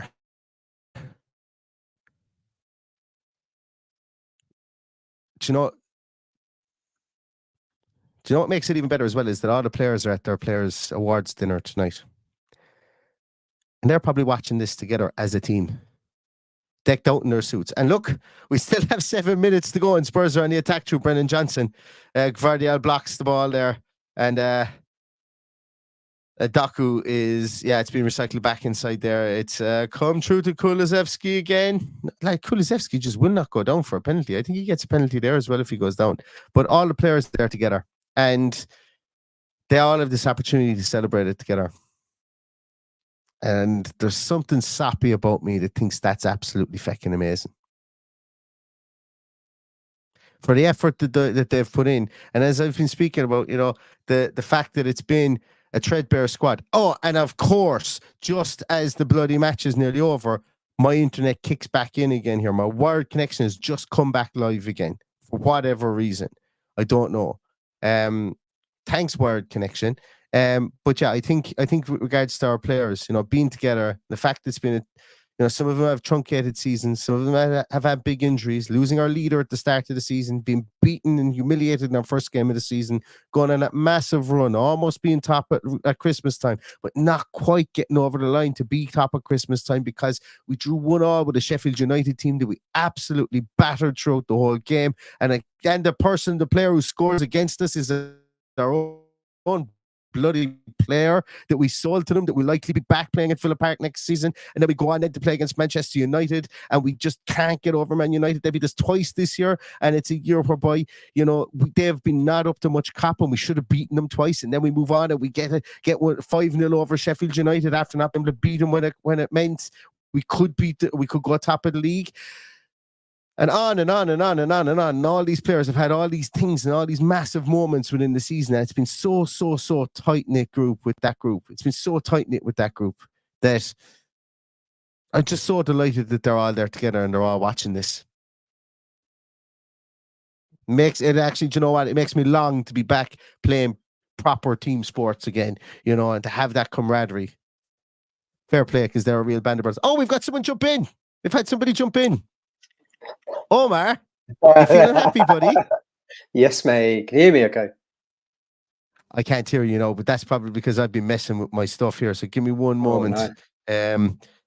I'm going to get rid of this. I don't care about the Champions League music anymore. Can you hear me?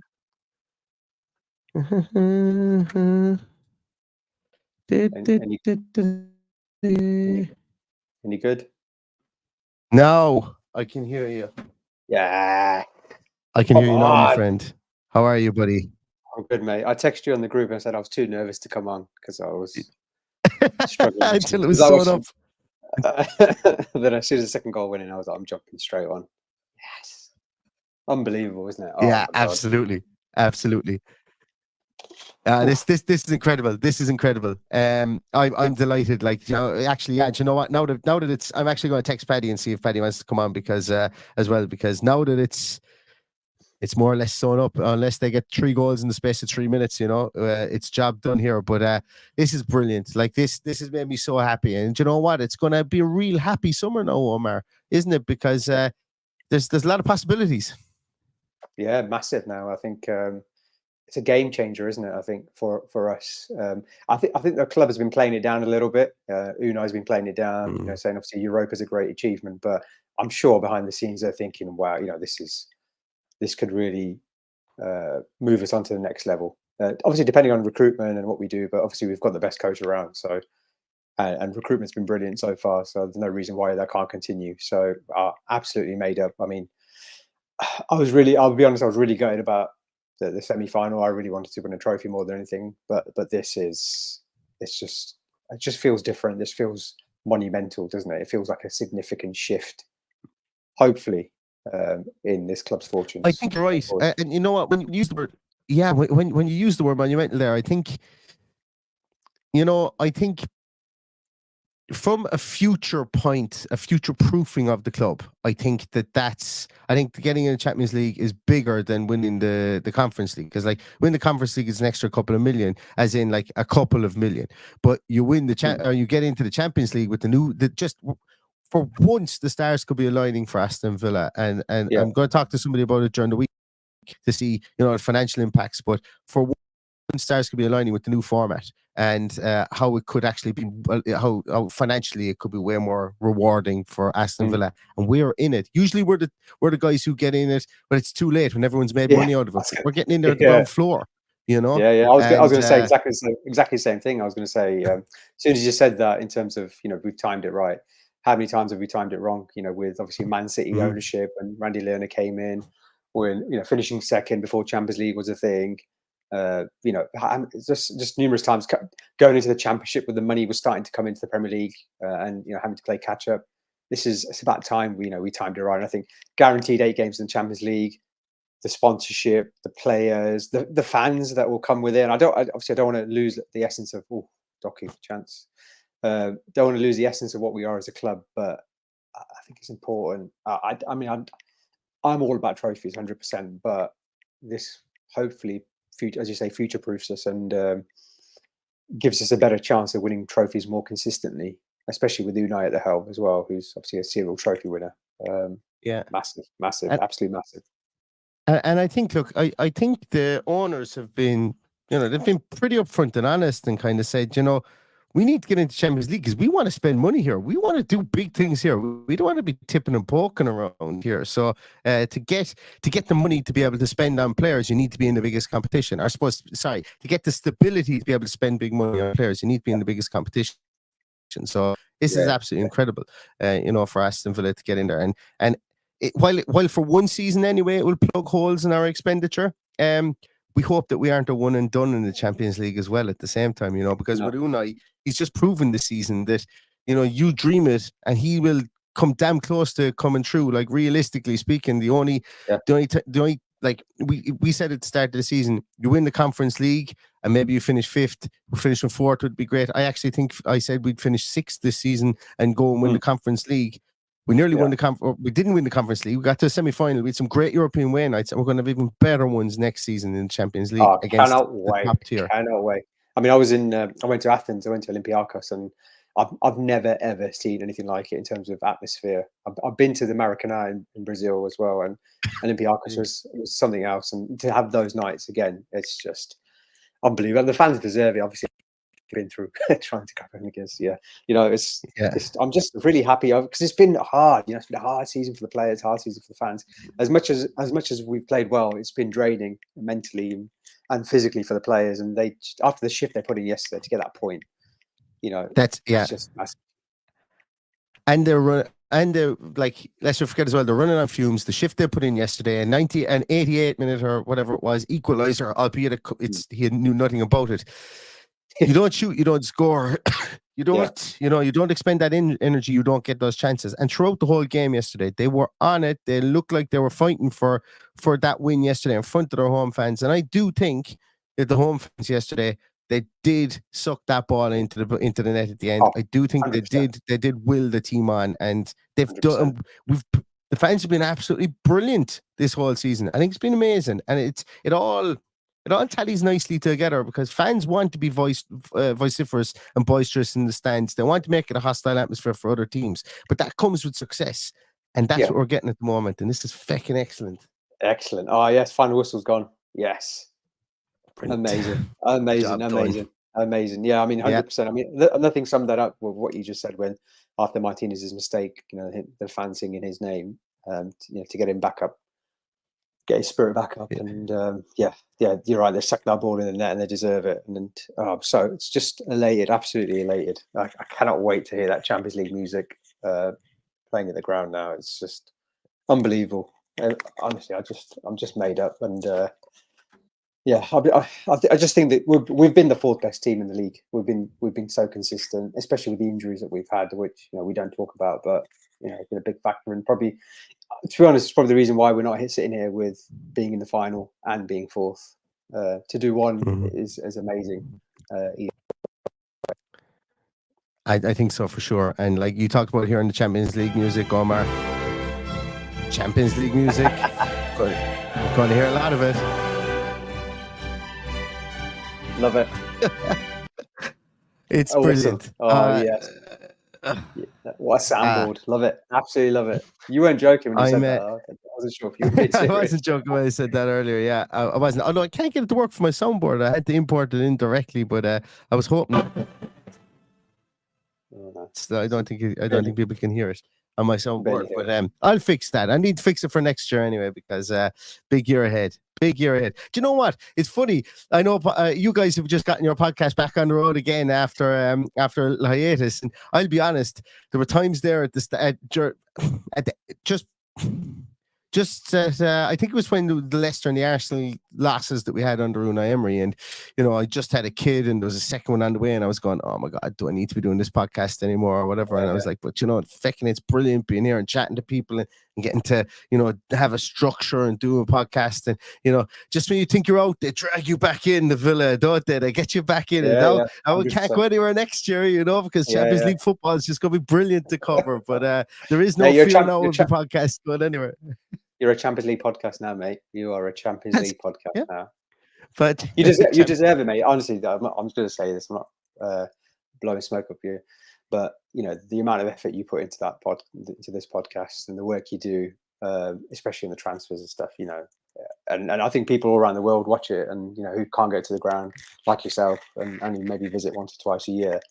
They need that. They need that release. They need that place to vent, to hear people's views and to talk about the game. And for so long we've been, I know you started the podcast just before we started ours, and you started your podcast just before ours. So you were in that really tough time under Gerrard and the sort of lapses of Dean Smith, and to be where we are now, it's just unbelievable. I mean, we've obviously been on Villa View together a lot, chatting about Perslow and Gerrard and where it's all gone wrong. To be in this position with just one appointment, and obviously there's been lots that's followed on from there, but just one appointment is, has been the boost really that we need as a club to take us to where we are. It's just unbelievable. It really is.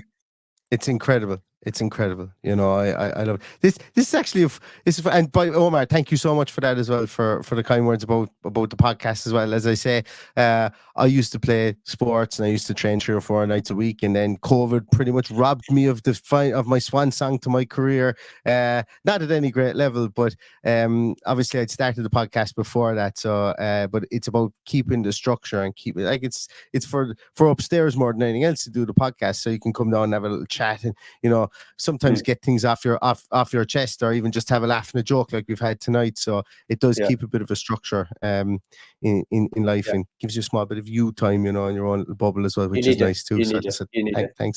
You need it. Thanks. No, you need it. Yeah, no, definitely. I had to laugh at this comment. Really Random Review says, Neil, I recently found out my dad watches you too, and I didn't even know. The family that watches For the Love of Paul McGrath together stays together. That's what I say. I hope it means the podcast, not just like watching you through the window. Or hey, just Really Random Review's dad is right there. He's there. I see him. Oh, great. Oh, no, so good. So good. So happy. It is. No, I mean, I can't wait. I tell you what, I can't wait for your transfer podcast in the summer. Oh, who we're going to be linked with. It's going to be amazing. I am. Hey, I'm just going to go wild now. I'm going to go wild, and I'm going to start making up rumors just so I can do them now. Yeah, I'm going to start up a fake Villa Report Twitter account. I'm going to do all the things that 15-year-old boys do. Fake Twitter accounts and stuff like that. Start running rumors. Fabrizio Romani, and we're just going to go it. We might have somebody else joining in a moment. Nice. I'll probably leave you to it anyway. Audio. Come on. I was going to say, how do you feel? I mean, not that it matters, because obviously Villa is anything that matters, but how do you feel about Man City potentially taking the title from Arsenal and us being the team that cost Arsenal the title after everything that they've said about Emery and stuff? Or do you not care about that, and would you rather Arsenal won the game? Or don't it's actually a great question. I would have preferred Arsenal to win the league. So that's why, when it was in the melting pot there 1-0, I was kind of going, I kind of hope Dragosan or someone pings one in from 45 yards there to give a 1-1 here, so that maybe Arsenal could go and win the league and Villa still get Champions League, and I think that would have been the best of both worlds. I can't remember who City have the last day of the season. Is it? Who's got West? One of them's got West Ham, haven't they? I can't remember who that is. It must be City, Arsenal, because Arsenal, Wolves, I think. Arsenal got Everton, and then Man City got West Ham. Is it Everton? Yeah, Everton. Yeah, City, Everton, Arsenal. It's tough. Yeah, interesting. Yeah. I still watch it the last day of the season though, because David Moyes, like, you know, maybe the red half of Manchester might actually like him if he stops Man City winning the title on the last day of the season. It's different. It's do you know what? It is great, and I'd love to be one of the away fans going to Sellers Park now. You know, because that is going to be fancy dress. That's going to be carnival atmosphere, and that's going to be some crack in a nice, small, compact stadium. Well, a small, compact stadium anyway. I don't know about nice, but it is small and it is compact. And I couldn't see. you know, I went last year and under Gerrard, and I was sitting in the back of the away stand, and literally, you know, that was where the roof of the stadium was. Yeah, you couldn't see the top half of the pitch, so. Yeah, it was in the sun though, which was quite nice. So hopefully it'd be nice. The players can relax. The biggest thing I hope for is Ollie Watkins gets his 20th goal. I think he deserves it so much. And obviously, he's, you know, I thought he did it yesterday, but obviously he was pulled out. So be great if he can get that. And you know what? The best thing about it, like, if he does get it, we would have broken so many records. You know, well, I suppose broken so many hexes since 1992-93 season. You know, getting the most points, finishing as high as we have since 92-93 season, scoring more goals, the most goals that we have since, what was it, 77 or something like that.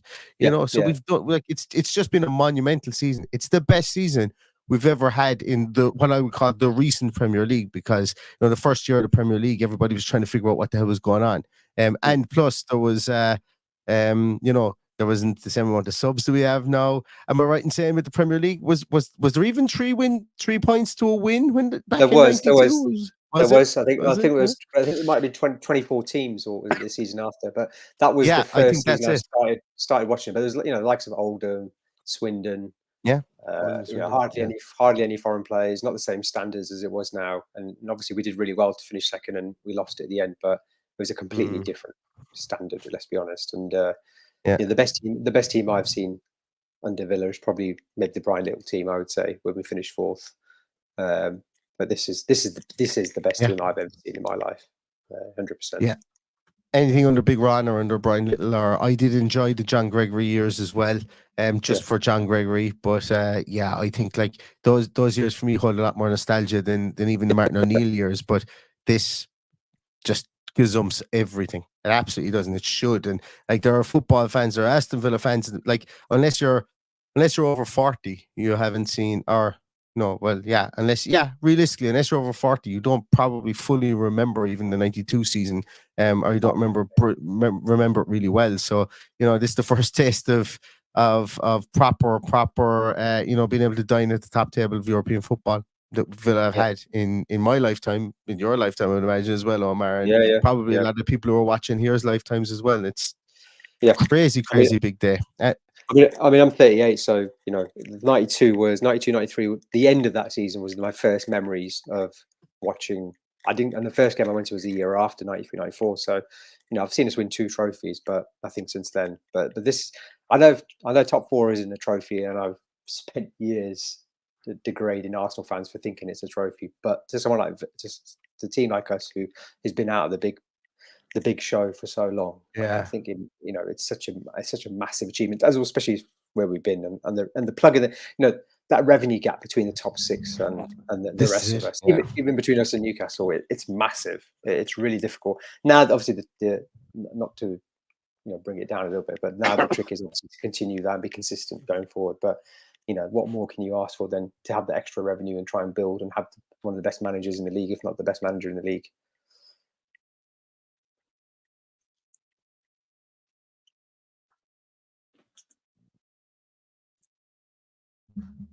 Oh. Are we done? Oh, I'm back. You're back. I'm back. You're back. All right. That's Dan coming on, or trying to share my screen. That's what I get for trying to share my screen. But I'm going to do it anyway. There we go. Watch the photograph Yes. of Unai Emery there. Absolutely, a lot of them watching the game together. I absolutely love that. I love Unai, that. yeah. You Unai, can't yeah, celebrate the good times. There's no point having good times. Yeah, he said, remember he said, I'm not going to watch the match. I'm going to watch the Palace match back. Oh, sorry, the yesterday's match back. I'll watch Palace. Look at that. That is awesome. I love that. I'm loving it. It actually makes me feel great. I love the fact that they get to have that feeling because of the close knit nature of the group, and it must be close knit because of the fact that they're they're a small group of players essentially. That's brilliant. So it's good timing as well. Good timing with the award.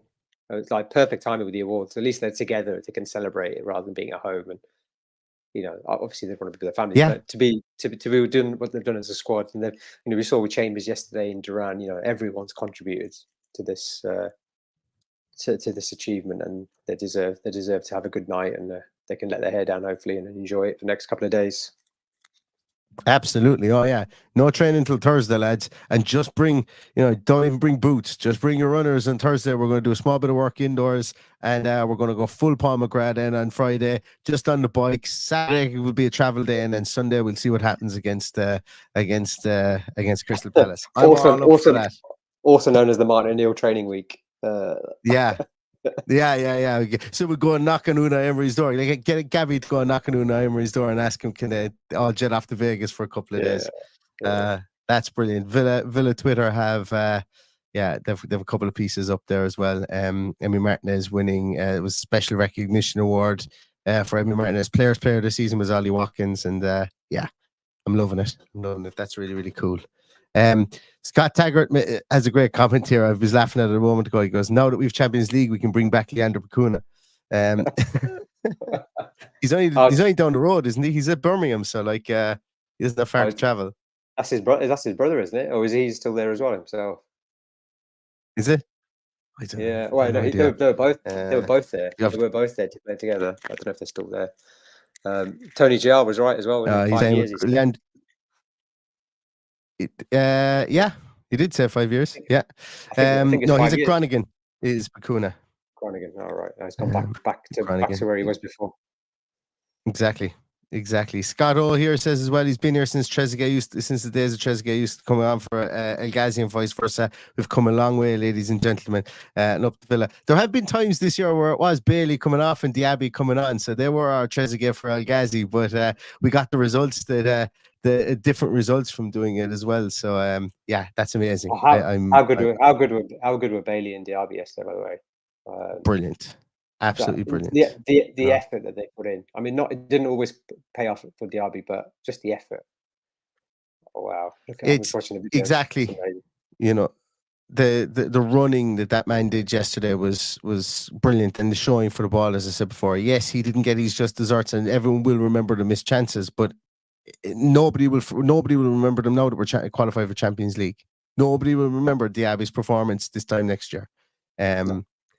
And he's going to have a full off season with the side, and he's he's going to go away, and I'm sure he's going to have Unai Emery will plug him into the matrix in the off season, and will upload all of his tactical plans into the back of his brain, and I'm sure we're going to see a different Diaby next season for sure. 100%. Look who we have. We've Champions League Dan. Hello. Broadcaster Bartel is in just off duty with Talk Sport, is it? I just got home, caught the last 20 minutes of the game. Can't believe, honestly, never thought we did think we'd see this day, but you don't know what to do when it happens, do you? Like you don't know how to feel, or it just feels incredible. Yeah, absolutely incredible. I was just saying there to Omar, the fact that all the players are together at their awards night, obviously pre-booked 5, 6, 7, 8, 9, 10 weeks ago, probably longer ago, and it just so happened to happen on the night they qualified for Champions League, and they're all together. It's making my heart sing at the moment. I'm a big soppy kind of git for stuff like that, and I'm kind of like, that makes me really happy for them. No, they deserve it, don't they? The players and Emery and all the staff, they completely deserve it for how they've transformed this football club, and just seeing, people like Emi Martinez Watkins, players that have done so much, and McGinn, who's been here for 5-6 years, joined us in the Championship. We've struggled for so long in that season as well. For him to be captaining, and the players that like Buendia and Mings who haven't played all season as well, getting to celebrate. And, they come back into a Champions League team, and I just can't imagine what it's going to be like at Villa Park in those games. Hearing that music, I actually think, sat there with my dad, I actually think I'll cry when that happens. Yeah. That's what it means. Your dad's obviously seen it, hasn't he? Yeah, obviously in the 82 and things like that. My dad was the same, and they tell us about those times, and we've never really seen it. To have that moment with them is going to be just, yeah. It's what you're a fan at the end of the day. Exactly. Those moments. Just remember, like the O'Neill times when we were so close to getting there. We thought we were going to get there, but I think this almost feels better than that would have felt. Do you get what I mean? Because of the way we've done it, and we got relegated. Oh. It just feels like so special, and this manager's just a joke.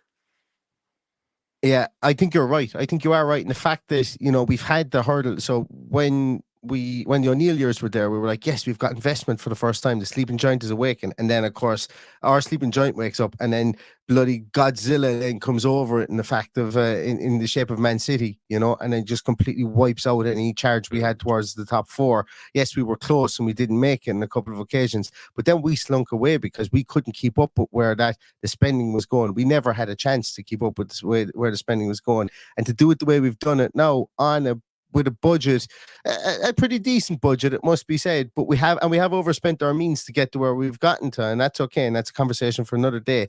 But to do it where essentially we've been running with 3 midfielders since February, since Kamara got injured, to me is actually like it's in this day and age, it's almost like the just 14 situation that they had back in 81, because our squad was so threadbare at times, and to play in a game where is now it's a 20-man game, to be able to look to the bench, and we haven't had the bench sometimes. He's just a genius, Unai. Like, he's just, I mean, I was on the bench last night, so that's how bad it was.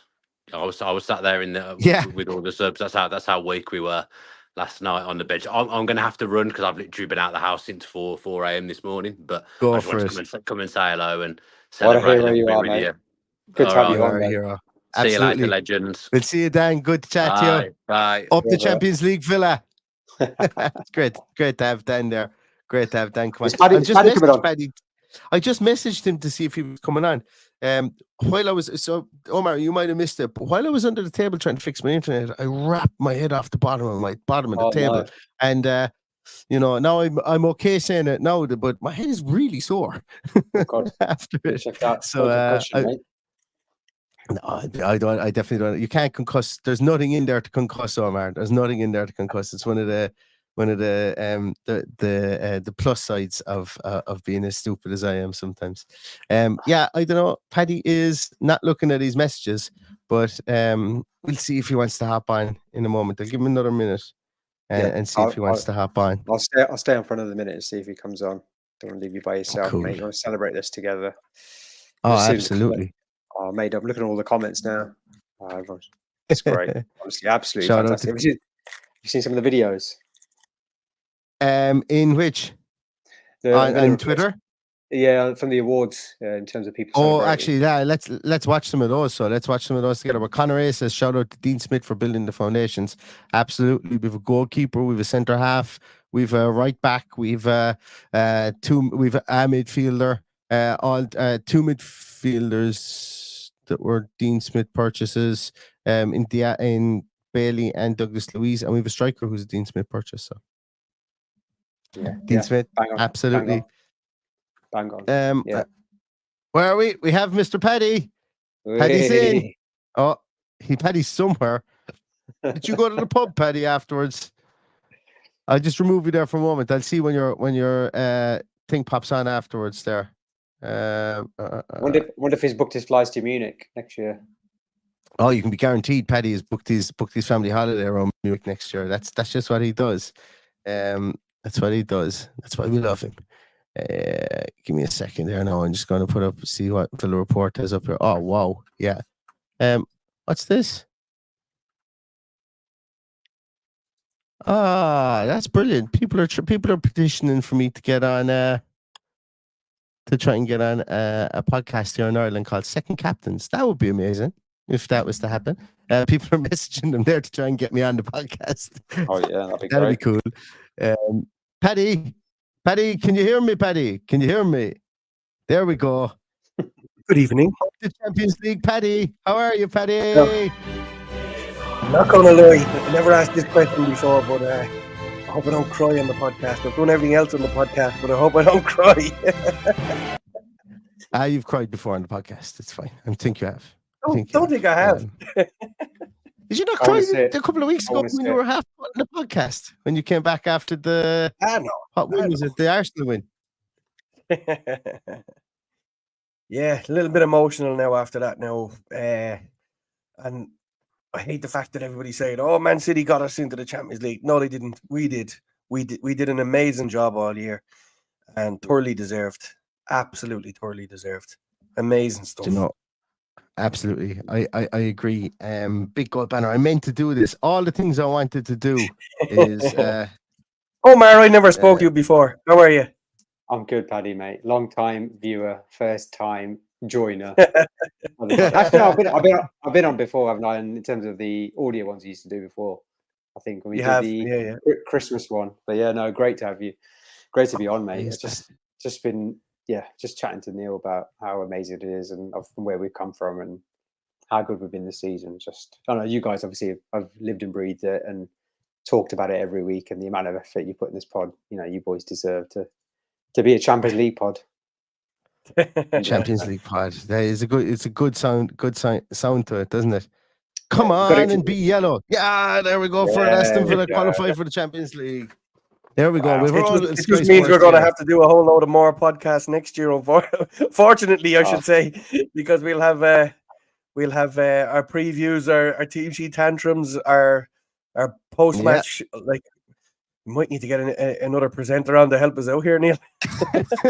Well, I know, like just if you guys, when Omar was talking a while ago, if you wonder why I had to go that way, I had to pick up the baby monitor after my better half, and I'd say I'm going to go into the house and I'm going to skip up the stairs as happy as Larry, and she's above going, that fucking Egypt is going to be doing more podcasts now next year because they're in the Champions League. So it's grand. I've no problem missing another year of my kids' lives. It's grand. It's fine. They'll be fine. They'll forgive me later on. Leo, as you mentioned earlier, we stopped our podcast for about a year and then brought it back just after the Bournemouth game. So we started getting to shit after basically coming back. And then I announced yesterday before the Liverpool game, I said, we're not bringing back the pod again until we qualify for Champions League, just in case it was a curse. And I think it worked. It worked. Everybody, big round of applause and big, huge thank you to Omar for not bringing back the podcast until we qualify for the Champions League. That's all that we needed. That's absolutely all we needed. Paddy, can you open a can? Because actually, do you know what? I'm going to go, if you guys don't mind, I've been sitting here for the last 2 hours and 15 minutes trying to rewire a fucking Wi-Fi router underneath me, trying to route everything from my laptop to here, trying to get Champions League music. I think I deserve a can. I think I deserve something. Paddy, I'm going to jump out for 2 seconds. Go for it, mate. While I open mine. How did you feel through that game, Paddy? Oh, it was just luckily I was out coaching this evening, so I missed most of it. So I came back and I said I'm going to go and have a shower. And just as I announced I was going to have a shower, City scored. So I didn't rush my shower. I took it nice and handy and relaxed. And and then I logged. There was about 88 or 99 minutes on the clock, and I logged in to see what Neil was doing. And somebody put in the comments that Spurs had just scored, and I just turned it off because I was obviously a few minutes behind as well, looking at the laptop. And Spurs didn't score. It was a penalty to Man City, thankfully. So the job was done. You missed it. Yeah, I mean, my heart went when they. You probably did see it when they. I think Son was through on goal, and he looked like he was going to slot it in. Ortega made it unbelievable. Well, I suppose the only thing, the fact that we only needed a draw was made life a little bit easier. Yeah. Neil, I don't think I've been talking to you. I made a last minute split decision and went to the game last night. What? I don't even know. Can you hear me? I I made a can't last I could minute. hear when I went inside as well. You ended up at the game last night. I ended up at the game last night. Yeah, totally unplanned. Paddy, where do you And, live? where do I live? In Yeah. Ireland. that's So last I woke minute up and a half. yesterday. I woke up yesterday morning, and I've had a shit few weeks, in fairness, and today's made things a whole lot better. But I woke up yesterday morning and went to look for as late as possible flight as I could, and got in there and met loads of people who listen to the podcast. So that's why I didn't ultimately get on the team sheet tantrum or the post match. But and then back at stupid o'clock this morning to be in work. So all good, and glad I did it. You deserve it for that. Honestly, that's great effort. That is a great effort. Where's for the report showing all these all the videos? Where are all these videos going up? Are they on? I don't know. I sent you one there that guys had sent to me. I've got one here. I've got one here of Emmy Martinez. Yeah, let's play this.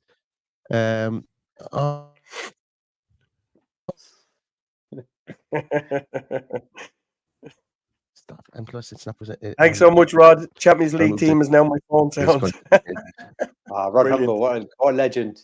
I had him on my pod as well. Absolute legend. Emmy is soaked with beer, is he? No, he gets Emery. I love it. I love the fact they get to celebrate together. Oh, I love the fact they get to celebrate together. And there's Dina and another one. Dina in a polo shirt at an awards ceremony. I'm not the best dressed man in the world. And he can get away with it because he's French. He can get away with it because he's French, of course. Of course, who am I to tell a Frenchman how to wear anything? You know what? That looks amazing. Imagine being there. I went to the awards dinner when under Bruce, you know, when we nearly when we lost in the final in the playoff the week before, I think it was. Actually, maybe the week before the semi-final against Middlesbrough. And Codger was definitely the best man dressed there. He was unbelievable. It's on the lower grounds, is it? Just looking at it there, it looks like it is. Yeah, it's on the lower grounds. It was a whole suite last time, so it'd be the same, I imagine. Yeah. Joe says too much information. You took your shower handy and relaxed. By the way, taking it handy doesn't mean what. I was laughing. Heads out of the gutter. Heads out of the gutter. All right, take it out of there. I don't know. I was laughing. But what a night it must be for people who bought tickets for that awards due tonight months and months ago, thinking they'll have a great night out. They might meet a couple of players, and little did they know they ended up at a Champions League qualification party. It's brilliant. And you know what? I hope the players go and have a right good wallop at a few points and a few champagnes or whatever their tipple is. And even those that drink tea, I hope you drink loads of tea and really have a great night, because it really doesn't matter what happens at the weekend. The weekend is just a party now. And I want to mention this one. Look, do you remember the first match of the season when Alex Ferguson was questioned? We lost. We got hammered by Newcastle. And everyone laughed when he said how impressed he was with Aston Villa. Well, he was bloody right, wasn't he? Yeah, and normally he normally is. There was me thinking he was doting at that stage, but no, he was absolutely spot on. Absolutely spot on. This is amazing, Paddy. I'm just right, boys. I'm going to leave you to it. I'm going to let you two enjoy it. You deserve this. I'm going to. Thanks a million, Omar. It was great to chat to you. Great to chat to you. Thanks for having me on. Good to see you, Omar. Enjoy the night. See you. Mind yourself. All the best, buddy. All the best, Paddy. We get to fucking do Champions League next year. I know. Look, it's like, as I say, I can. Do you know what? I was going to say I can understand why some teams might look down on a team celebrating fourth place, but I'm going to. Do you know what? My whole mindset has changed in the space of about 30 seconds, or about 5 seconds there. But like, do you know, like Roy Keane and those can go fuck off on a night like tonight. They can literally go fuck off on a night like tonight, saying that, oh yeah, why were you celebrating fourth place? You didn't win anything. There's no trophies given up for fourth place. That's not what it's about. It's about the struggle to get to the top table. It's about the struggle to get recognition. It's about the struggle to give the fans what they've wanted for so long. You know, Keane should understand. And sorry, I know I'm going in and like Roy Keane, because I'm sure he said this before, but Keane should understand that coming from where he came from. coming from where he came from with Cove Ramblers and coming out of Mayfield and stuff like that, and he made the best out of his talent, absolutely fantastic, and going to Man United and winning all those leagues and everything like that. So players, there's a lot of ex-players there that should understand this, but it's a lot easier to say, oh yeah, you don't celebrate that because there's no trophies, because it makes you sound like a hard man. Tonight we should celebrate this, and as you said, those players should have a great slap of points now tonight and not go back to training, as I said, until Friday, and just get on the bikes, Paul McGrath style, train on the Saturday, and then go out at Sellers Park and have a bloody party. It means less than nothing now. That game, we can't finish any higher or any lower. It means less than nothing for both teams now. So, just go out there and moonwalk around the field for 90 minutes and on Sunday, and let the fans dress up and do the conga around Sellers Park. Well, Neil, I bumped into a lot of people at halftime last night, and they are people who had their season tickets with me in the championship, who struggled through those shitty fucking times that we had, the time that we nearly went under, the worrying summer we had of 2018, and every one of them was just, you could see their eyes dancing with what was about to happen or what was going to happen this week. And to see those people so excited, and everybody in the chat, everybody that's sent messages since that match is finished, this is something we're never going to get back again, because this is the first one. So enjoy every minute of it. I hope everybody gets to experience at least one game in the Champions League between now and the end of the year, because there is absolutely nothing like seeing your team in the Champions League. I don't just support one team, so I have been to Champions League games for Barcelona, for Celtic on a number of occasions, and I just dreamed of the day of putting my son through absolute torture of being a Villa fan, that we get to sit in our seats and hear that music. It's going to be amazing. Excellent. I can't wait. I can't wait for it either. I really, really can't. And you're dead right, Paddy. And I suppose the avenues it opens up for Aston Villa, the conversations Villa will have with players now will be, hey, do you want to come to Aston Villa? And this year was, do you want to come to Aston Villa Conference League team? And it was kind of like, yeah, we'll get back to you in a week's time, see if anything else materializes. Like, I'm sure there was a lot of sales pitches and overselling of the club, I think, to some players that would have needed to be done. Like, I've no doubt in my mind that, like, maybe a Zaniolo thought, kind of hold off here now. I know I'm at Galatasaray, but sure, look, if maybe Inter want to come in for me, I think I'd hold on. I want to go back to Italy. That bargaining chip now that some players would have. And I've got nothing to base that on by Zaniolo. I'm just using it as an example of players in general. I'm sure Zaniolo jumped at the chance to play in the Premier League, but I'm sure I'm 100% certain that this off season now players will look at Aston Villa and go, you've got somebody who's got European pedigree, you've got a team that have gotten to a European Cup semi-final, and you've got a team playing in the best league in the world, and now they're going to be playing in the best club cup competition in the world as well. So what's not to like? And they pay good wages. What's not to like? We really are the full package now. And that's exciting. I think that's really exciting. Well, to look around the dressing room at the people that we're going to need the most next year, and know that they're going to be wanting to stick around for this experience. Like, there's no hope in hell Emi Martinez leaves us now. This is what he wanted. He's going to play Champions League football. He's going to play club football at the highest level. I'm not saying he's going to bring home Old Big Ears is not going to be coming back across the pond to Villa Park next year. But if we make a right good rattle off it and become a love story of the Champions League this year, it will be for others to come and enjoy what we're currently going through, and it will attract players to this team. We won't be spending big, as in money-wise, we won't be spending big, but there will be players coming in, and they will be Champions League quality players. And I'm just excited at what the future is going to bring us now. Yeah, I think we're going to hear of. I suppose we'll talk about it. I think we're going to hear Mario Hermoso now will be announced probably in the next few days. I would say it was just waiting for the dust to settle and stuff like this. Atletico have nothing to play for in their league. We had something to play for in our league. He probably was. He could have been waiting for to see if we got Champions League, and if we did, yeah, you go, yeah, I'll hitch my wagon to that cart. Fair play, guy has to look after himself. I wouldn't be surprised if there was one or two other free agents that come through the door, because like Inter have shown, PSG have shown previously, that you can get good players in transfer market. You can get really good players. Yes, there might be a small bit on the older side, but you can get good, experienced players. And I think this team probably does need a bit of experience in there.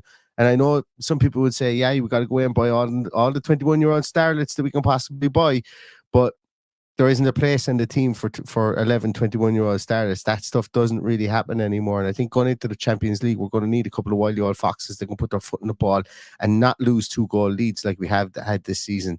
And whether those wily old foxes are 29 or 31, 32, I think we should appreciate them for what they are, because it's all hands to the pump next season for next season now. The future will look after itself because we're in the Champions League next season, I think. But next season does have its own short-termism that we need to look after and think about as well, I think. Yeah, and look, we know we've got a manager that's a workaholic, so there's going to be very little downtime for him this summer. He's got to decide who stays and who goes now, because everything is just so tight. Money, finances, squad size, all of these things need to be addressed in the summer. I just envisage that there's going to be a story every day. If you will have a pain in your hole doing scouting series with the amount of players that we're going to be linked with in the next few weeks. And I guess that's exciting times when you think about it. I've set myself a goal that once the season ends to do 30 podcasts in 30 days. So if you guys won't be saying, if you aren't sick of seeing me now, get ready for it, because I set myself a goal. Because look, I fucking love the off season. I absolutely love it. I love the blind speculation. I turn into a 13-year-old child again. And I think I'm a sucker for Christmas as well. I get all teary up at Christmas. I long for the days of when I rush down the stairs, or I didn't have stairs in my house, when I rush up the hallway, should I say, and see the presents under the tree. And transfer market is the closest thing that you get to with that. Some presents, sometimes you look at the present and you judge it by the size of it and you go, that's got to be bloody the present I want. And when you open it up, it turns out to be Eric Baca. So there's all these different things that come with the transfer season. And I'll do stuff on players that we may never in a million years sign. But the beauty of it, or the exciting thing for me, is going looking at that player, scouting them, seeing how they fit in with Unai Emery's system, and just getting a small bit more knowledgeable about the players. And it rubs some people up the wrong way when we do the transfer window stuff. I know all the 400 people OGs that are in here probably don't mind that stuff, but you often get comments from people and those. And don't get me wrong, I don't take any notice of them, but they go like, what are you doing this for? We're never going to sign them. I fucking well know that we're not going to sign them. It's just the excitement of looking at the player and seeing if you can dissect to see what is it a type of player that we're going to be linked with, or if it's maybe when we do sign someone, you could go, oh yeah, he would have, maybe we were in for him as well, because they're pretty similar players, and this shows the direction that Unai Emery is going to play in the future. So I love it, and that's no surprise to anybody who's probably watching this. I love the transfer market. Yeah, you never change. Dennis, hit the like button, lads, when you're in there. Yeah, I know there's a lot of starred comments there. Have you gone through all them? I've gone through some of them, all right. And Dennis also says Wings, Buendia, Kamara all back will be like, they will actually be like new signings as well, which is going to be great too.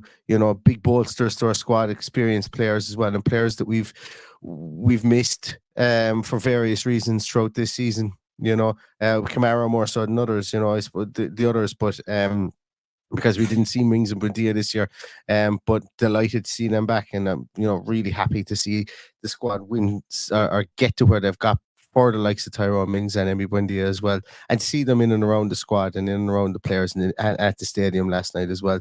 Chris Goldsmith as well, thank you so much. Thank us for our coverage. Look, as I say, we do this because we love Aston Villa, and gets me the 4.5 meters out of the house into the garden office to do the podcast, so I absolutely love doing it. But thank you so much for listening, Chris.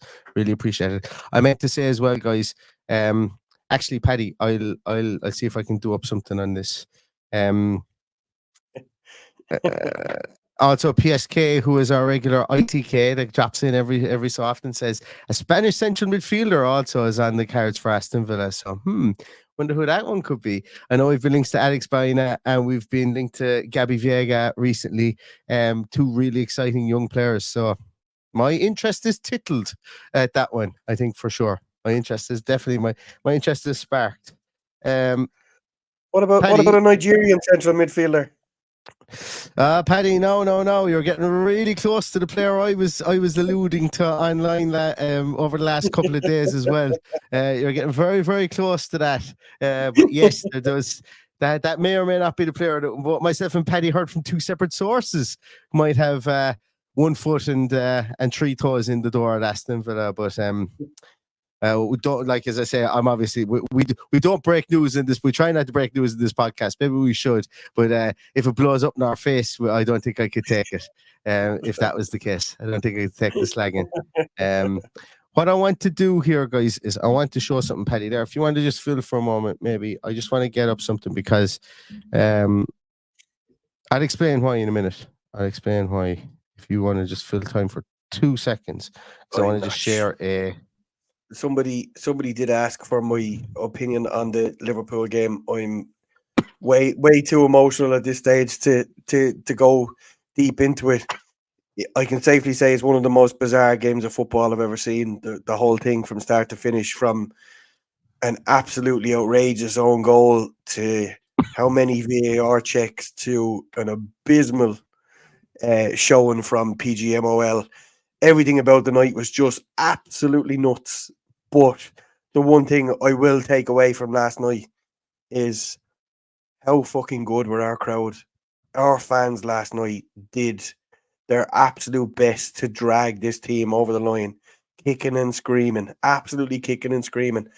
And we were sucking the ball into the net in that second half. It was unbelievable. The hair stood up in the back of my neck. I really enjoyed every minute of it. But as regards the tactical breakdown of it, I've been working all day. I need to watch the match back again because it was just, I can't even adjust the timelines of what happened in my head other than the last 2 Duran goals. But even at that, the VAR check for the handball for Duran, my God, what the fuck are these people watching? I'm sitting in the stadium 30 yards away and I could see exactly what happened. Yeah, VAR need 4 or 5 replays to see that it doesn't hit his hand. I'm sorry. Something seriously wrong with this system. And I do believe that they would have done everything in their power to get Spurs over the line, but we were just too far ahead, thank God. I just have no faith and no trust in the people who are running our referee system. And I know that Unai Emery is never going to call them out on it. So I will continue to rampage and tell how bad they are every time they're bad. But the most important thing is the team are fucking incredible. It was a huge turnaround from the last 2 games that I've had to sit through. The Brighton game was absolutely awful. Olympiacos was heartbreaking. And I think last night just renewed my faith in what we did at the start of the season and our ability to come back. Was it perfect? Absolutely no way was it perfect. There was a load of defensive frailties exposed. But then again, so there was at the other end as well with Liverpool. It was just a bizarre. It reminded me of that. Was it Brentford we played pre-season that was 3-3, or was it Newcastle? Newcastle. The one that came into my head when watching that last night. It was just end-to-end stuff and anything, literally anything could have possible. Like that was the one where Elliot Anderson introduced himself to the world, I think. I was coming. Limerick had won the All-Ireland that day, and I was coming down on a bus, and I was fluter drunk coming down on the bus from Dublin. And we did the team sheet tantrum. I did it from the Keys in Dublin. From and I'm Aston lucky Key. that I still have, from Aston Key. I'm lucky I still have my life, to be honest with you. From where I did the podcast from, just to do it from Aston Key. I wanted to be there. And yeah, it's about 12:15 in the middle of 12:30 in the night, catching a bus. Good times. It's stuff we've done, Paddy. Some of the places we've done podcasts from have been absolutely outrageous this year. It's been brilliant. It's been great. I did it from the side of the road in our car at one stage. That's been bonkers. We've both done it in the car. Yeah. Just the podcast. There we go, Paddy. Too much information. Too much information. So everybody, the reason I asked Paddy to fill there was because I wanted to share something with you guys. So we've had people there who have donated to the podcast, and I just wanted to let everybody know that isn't going to the podcast. That is going to go to sugar. Hope that didn't go to my own. That is going to go to this. Sorry, I was very distracted there. So you guys, anybody who was at our live podcast will remember that we did a piece with a man by a wonderful man by the name of Michael Huggins. And I'm going to release this on YouTube tomorrow with the link attached to it as well.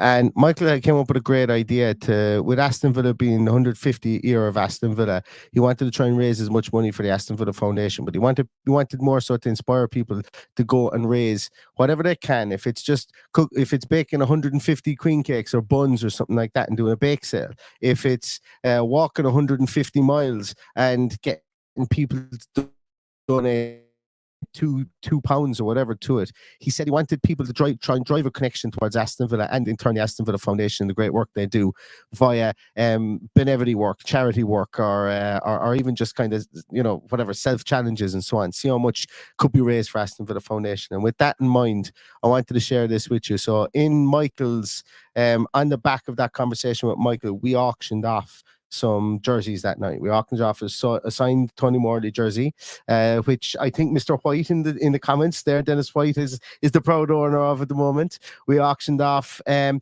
signed Gary Thompson jersey, which Mark Wood is the owner of, and we auctioned off a signed Paul McGrath print like this one, which we auctioned off as well. Which is actually signed by the man himself. It's not a printed signature, which I think Mark Wood and Emma Wood are the owners of as well. But we also had some great donations on the night from other people. Kurt Wilson gave a donation as well of £100 as well. And with that being said, we decided that we were going to create a GoFundMe for the Aston Villa Foundation, and everybody who's donated tonight, anything that you guys have donated, we're going to double it and we're going to pop it into this GoFundMe as well. And so far, I've just put up the money that we are just literally there, donated the £500 that we made from the auction and from Kurt's. From Kurt's donation to the fundraising goal just now. So this is live. You don't have to contribute to this if you cannot afford it. As I say, this is something that we want people to, if you can afford, even if it's only £1.50 or £2 or whatever like that, it would be great. Every single penny of this goes to the Aston Villa Foundation. None of it touches our bank account at all. It's linked directly to the foundation. So that £500 that we've just donated there will go directly to the foundation. Everything that people have put in here, Chris Goldsmith, Scott O, the membership that Paul Miller has put in, Balg has put in there, the memberships Dave has put in, anything that you guys have put in tonight is going to go to this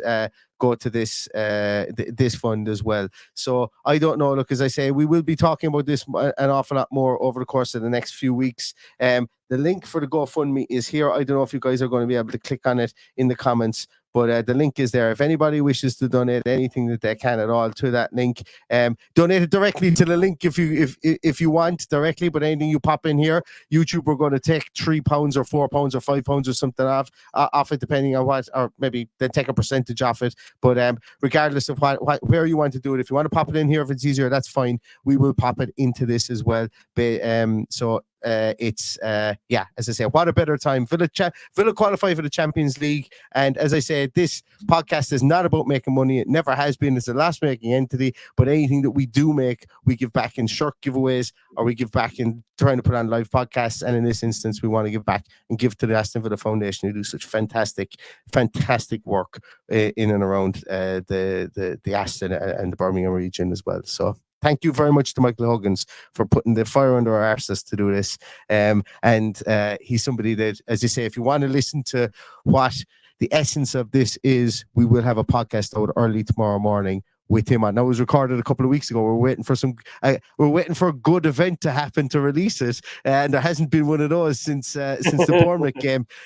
So we were waiting for that to happen. So maybe it's a small bit dated in what we talk about, but yes, we will be donating anything that you guys pop into YouTube today to this also as well. So yeah, let's raise a small bit of money for Aston Villa Foundation if you do wish to do so.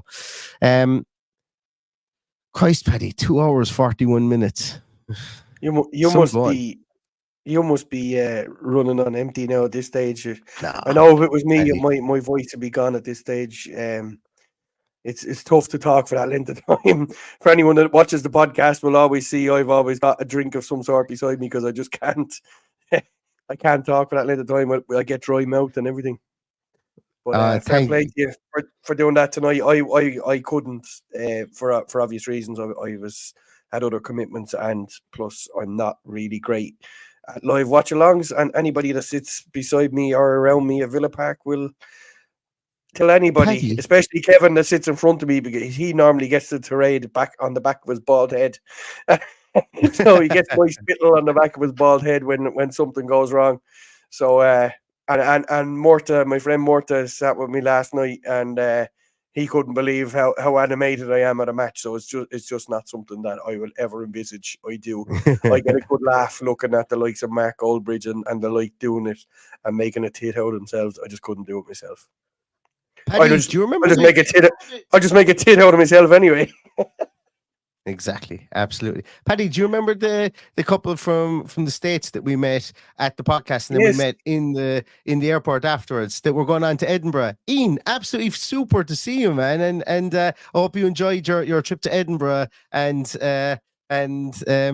you know, I hope it went well for you. I hope the rest of your trip around Scotland, around the UK went well for you as well. Great to see you. Thank you so much for that. Hope we got to the Three Sisters pub that we recommended for him in Edinburgh. Absolutely. Yeah. Down the Grassmarket. Edinburgh's some spot. Oh, some spot. I love it. I absolutely love it. Yeah. Thank you so much as well to Dan H, up the UNI, up the Champions League, up the Villa. Alan Healy as well. I just flashed it up there on the screen a moment ago. Alan, so thankful for that. That is absolutely amazing. Thank you so much for that. All that is all going into the Aston Villa Foundation charity donation piece that we have here as well. So thank you so much, everybody, for that. I really, really appreciate it. And yeah, as I said, the best thing you can do to help this podcast is just click the thumbs up button every time we come on. And if you aren't subscribed on YouTube, subscribe on YouTube or follow us on Twitter. That's all we ask for, you know, at the end of the day, that's all we ask for. But Paddy, to answer your question about am I running on fumes, I'm absolutely not. Sure, all I'm good for is talking. I am the biggest bag of hot air that you will ever find. So I could go for, and Paddy, you know that we've spoken about potentially doing a 24-hour podcast for this as a fundraiser for the Aston Villa Foundation later on in the year. So yeah, so I this essentially would be my stint on the 24-hour podcast, the way I was thinking about it. So I've just done a dry run for at least one of my 3 stints anyway. So yeah, we'll see what the story is. We'll see what the story is there. Right. I don't know, should we end it, Paddy? It feels like if we end it, that it mightn't happen. Might wake up in the morning and go, and Spurs have actually won 3-2 against Manchester City in a turn up for the books, almost guaranteeing them Champions League. But this is actually a great question from Fikra, Paddy. What do we know about the new Champions League structure? Can teams from the same country be drawn against each other? There will be a podcast on that, Fikra. There will be a podcast on that. But to answer the obvious question, there is you can't be drawn against a team from your own country in the group stages. But whereas you couldn't be drawn against a team from your own country until the quarterfinal, you can now be drawn against them in the next round. So once you're out of the group stages, anything can go. Anything goes, and it could be 2 English teams, it could be 2 Italian teams, it could be 2 Spanish teams playing each other, and it's just anything goes. But what we know is it's going to be 2 extra games. There's no qualification for finishing 4th, which there had been in previous years. We're straight into the group stages. There's no cancelling pre-season friendlies to play mediocre teams from Eastern Europe in a final or in a knockout round. So we're in the group stages. We've qualified. There's no qualification for the 4 teams in England, and we when is the draw? The draw will be obviously at the end of August when everybody has gone through their qualification. So the lesser countries, we'll call them, like Ireland, who have to go through the qualifications. When all that is said and done, then there will be the draw. And I think I read somewhere around the 26th of August. Well, you'll be able to join us for a live watch along for the draw as well. So that was actually great crack last year. I decided I was in work and my lunch break happened to coincide with the draw for the Conference League, and I popped it on, and you should have seen the amount of people from Eastern Europe that were in. I think we had something like 3,000 people watching it concurrently at one stage, and it's the biggest stream I think we ever did live. And there was a rake of it was all like there was Cyrillic language and everything coming in asking me questions about what team had been drawn against what, and I said it was about 4 Villa fans in the stream, but whatever way I worded it on YouTube, every single Eastern European person was in there looking to see what team what group their team had been drawn in. It was brilliant. It was absolutely amazing. And I'm looking forward to that crack again now when the draw for the Champions League comes out. And proud we should be, and we should all puff our chests out tomorrow, going to work or going to school or going to wherever you're going tomorrow. Even if you're just walking the dog, puff your chest out and wear your Villa gear. And you know what? When people stop you in the street and go, "Hi, Villa are doing well. Villa in the Champions League next year." Do you know what you do? You turn around to me and say, "Yeah, absolutely. There we are. We should be there because we've been absolutely brilliant this year." Don't be one bit shy about coming forward about Villa, because we've been long enough trying to downplay our successes. Not tomorrow. Tomorrow is the one day we get to puff out our chests and talk about ourselves, because we deserve to be there. And as much, and Gary Neville says that we didn't deserve to be there because of the players we had. And I know that's a backhanded compliment. I know it was meant as a compliment, but it's a backhanded compliment last night. We deserve to be there because we've got a tight-knit team, not like a bunch of mercenaries that are at some other clubs in the Premier League. So well done, Unai Emery, and well done every single player, 1 to 25 on that 25-man list that was named for the Premier League this season. You've done us all proud, every single one of you. Excellent. Absolutely.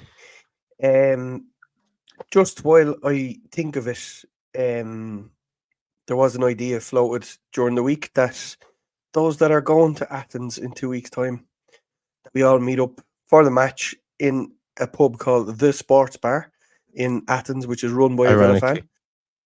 And we're all going to meet there on the night of the match and watch the game and have a Champions League party, which is what was suggested. We hadn't qualified for the Champions League at that stage, so I definitely wasn't going to say it on the podcast. But I'll be there. I know there's a group from the Yorkshire Lions that are going to be there. I met a load of people last night that said they were going to the final regardless, and they like. Is it Ali going, Paddy? You pardon? Is it Ali going?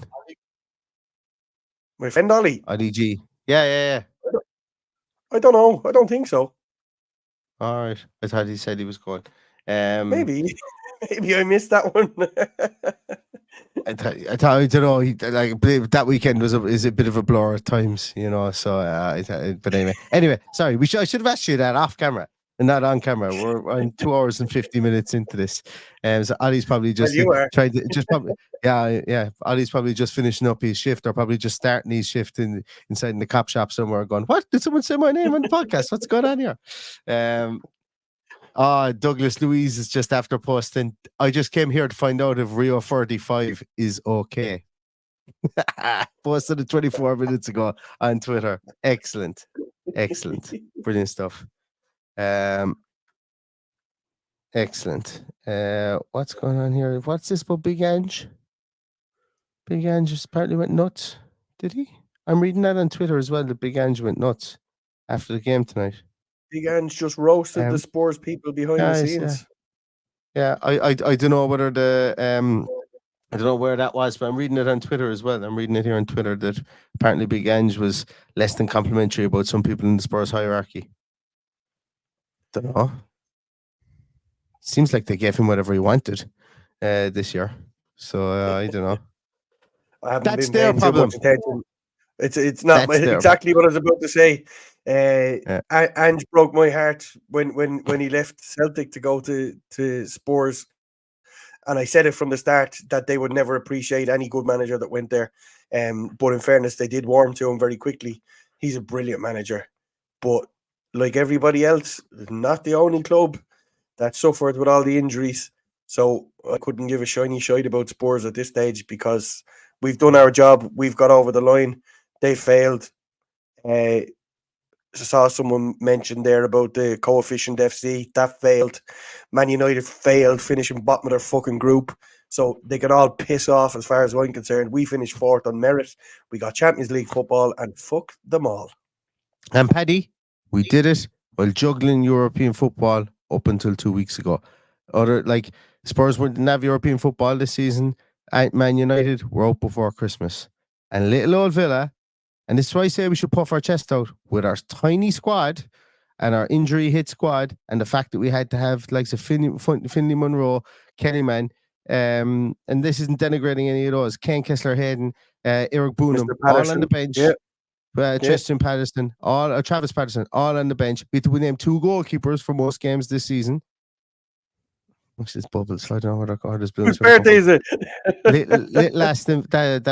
That's just 2 goalkeepers thing. I don't know what that is, but that just goes to show, like, genuine what was achieved this year in this day and age. I don't want to denigrate the Just 14 because that is actually incredible what happened to Just 14 because of the amount of games they had to play in the league. But this is a rung down from that, I think, and we should really appreciate the work that all those players have done and the work that Unai, and I know we do. But we should be outwardly kind of, I suppose, buoyant about that to all fans of other teams as well. And as I say, I've my phone is blown up at the moment. I've got fans of every single team I'd say in the Premier League just messaging me going, "Do you know what? Fair play to you. Well done." I've got fans of people whose podcasts I was on 2.5 years ago just messaging me going, "Hey, you're the guy who does the Villa podcast. Congratulations again to the Premier League. Go stay there and break up the top 6." Things like that. A fella from what you call it?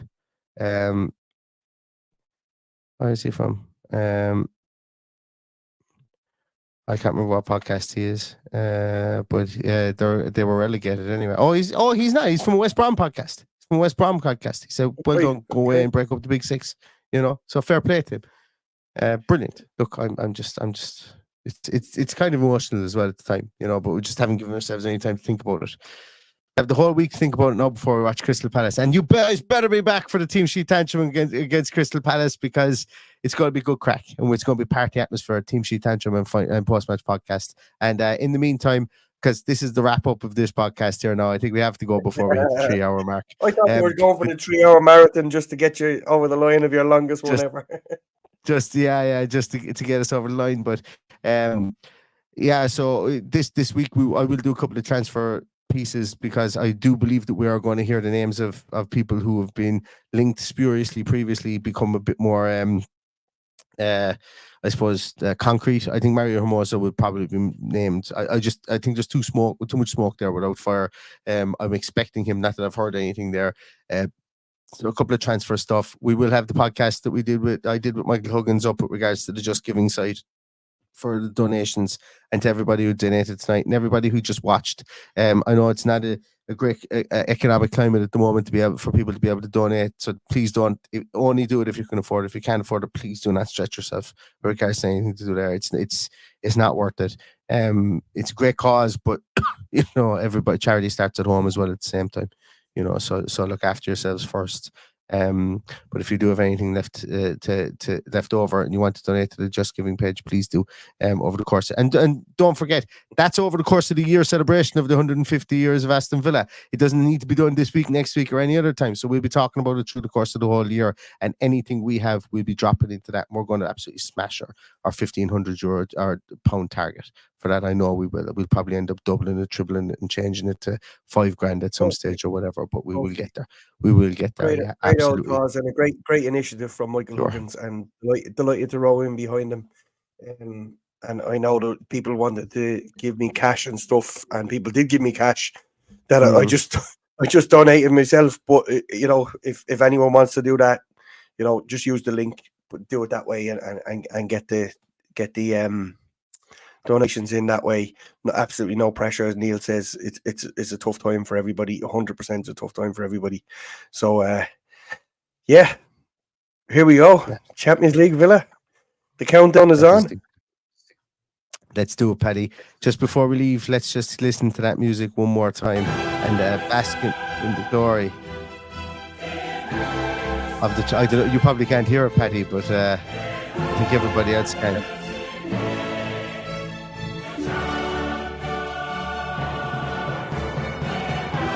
I don't know if everyone else can either. Oh, I know they can. Well, they were able to hear it before, the Champions League music, because I've been playing it all night. I was trying to play it on day, but I don't know if anybody can hear it on my sound. I was playing it when I was able to upload it. So I need to figure that out, because it does. You sound like Michael D. Higgins now. Oh, go away. Whatever you press there, that's the way it sounded to me. Go away. Oh, that's... So I didn't sound like this. There's going to be some crackhead with this stuff going on. And then I can even do the David Fitz voice. This is going to be so... I'm going to perfect this. And it's going to be... We're going to become way more fun over the course of the next year. Anyway, I think I'm delirious. It's 5 minutes past 11. The battery on my baby monitor is going to run out. And I'm getting messages from the missus going, where the hell are you? Are you still out podcasting? I think I better go to bed. Thanks so much, everybody. I am. I really appreciate everybody's time today. Champions League, Aston Villa. Soak it in, puff out your chest tomorrow, and absolutely enjoy this. And we will be back over the course of this week with a couple more podcasts. But thanks a million for your time, and we can all exhale and bake it and soak it in for the next couple of months, because Aston Villa have hit the big time, and it's onwards and upwards here under the best manager that we could possibly have for this club at this given time. Thank you, Unai. Thank you to all the players, and thank you to every single one of you for spending time with us tonight. Stay safe, stay healthy, and all that's left to say is up the Champions League, Villa! The Villa!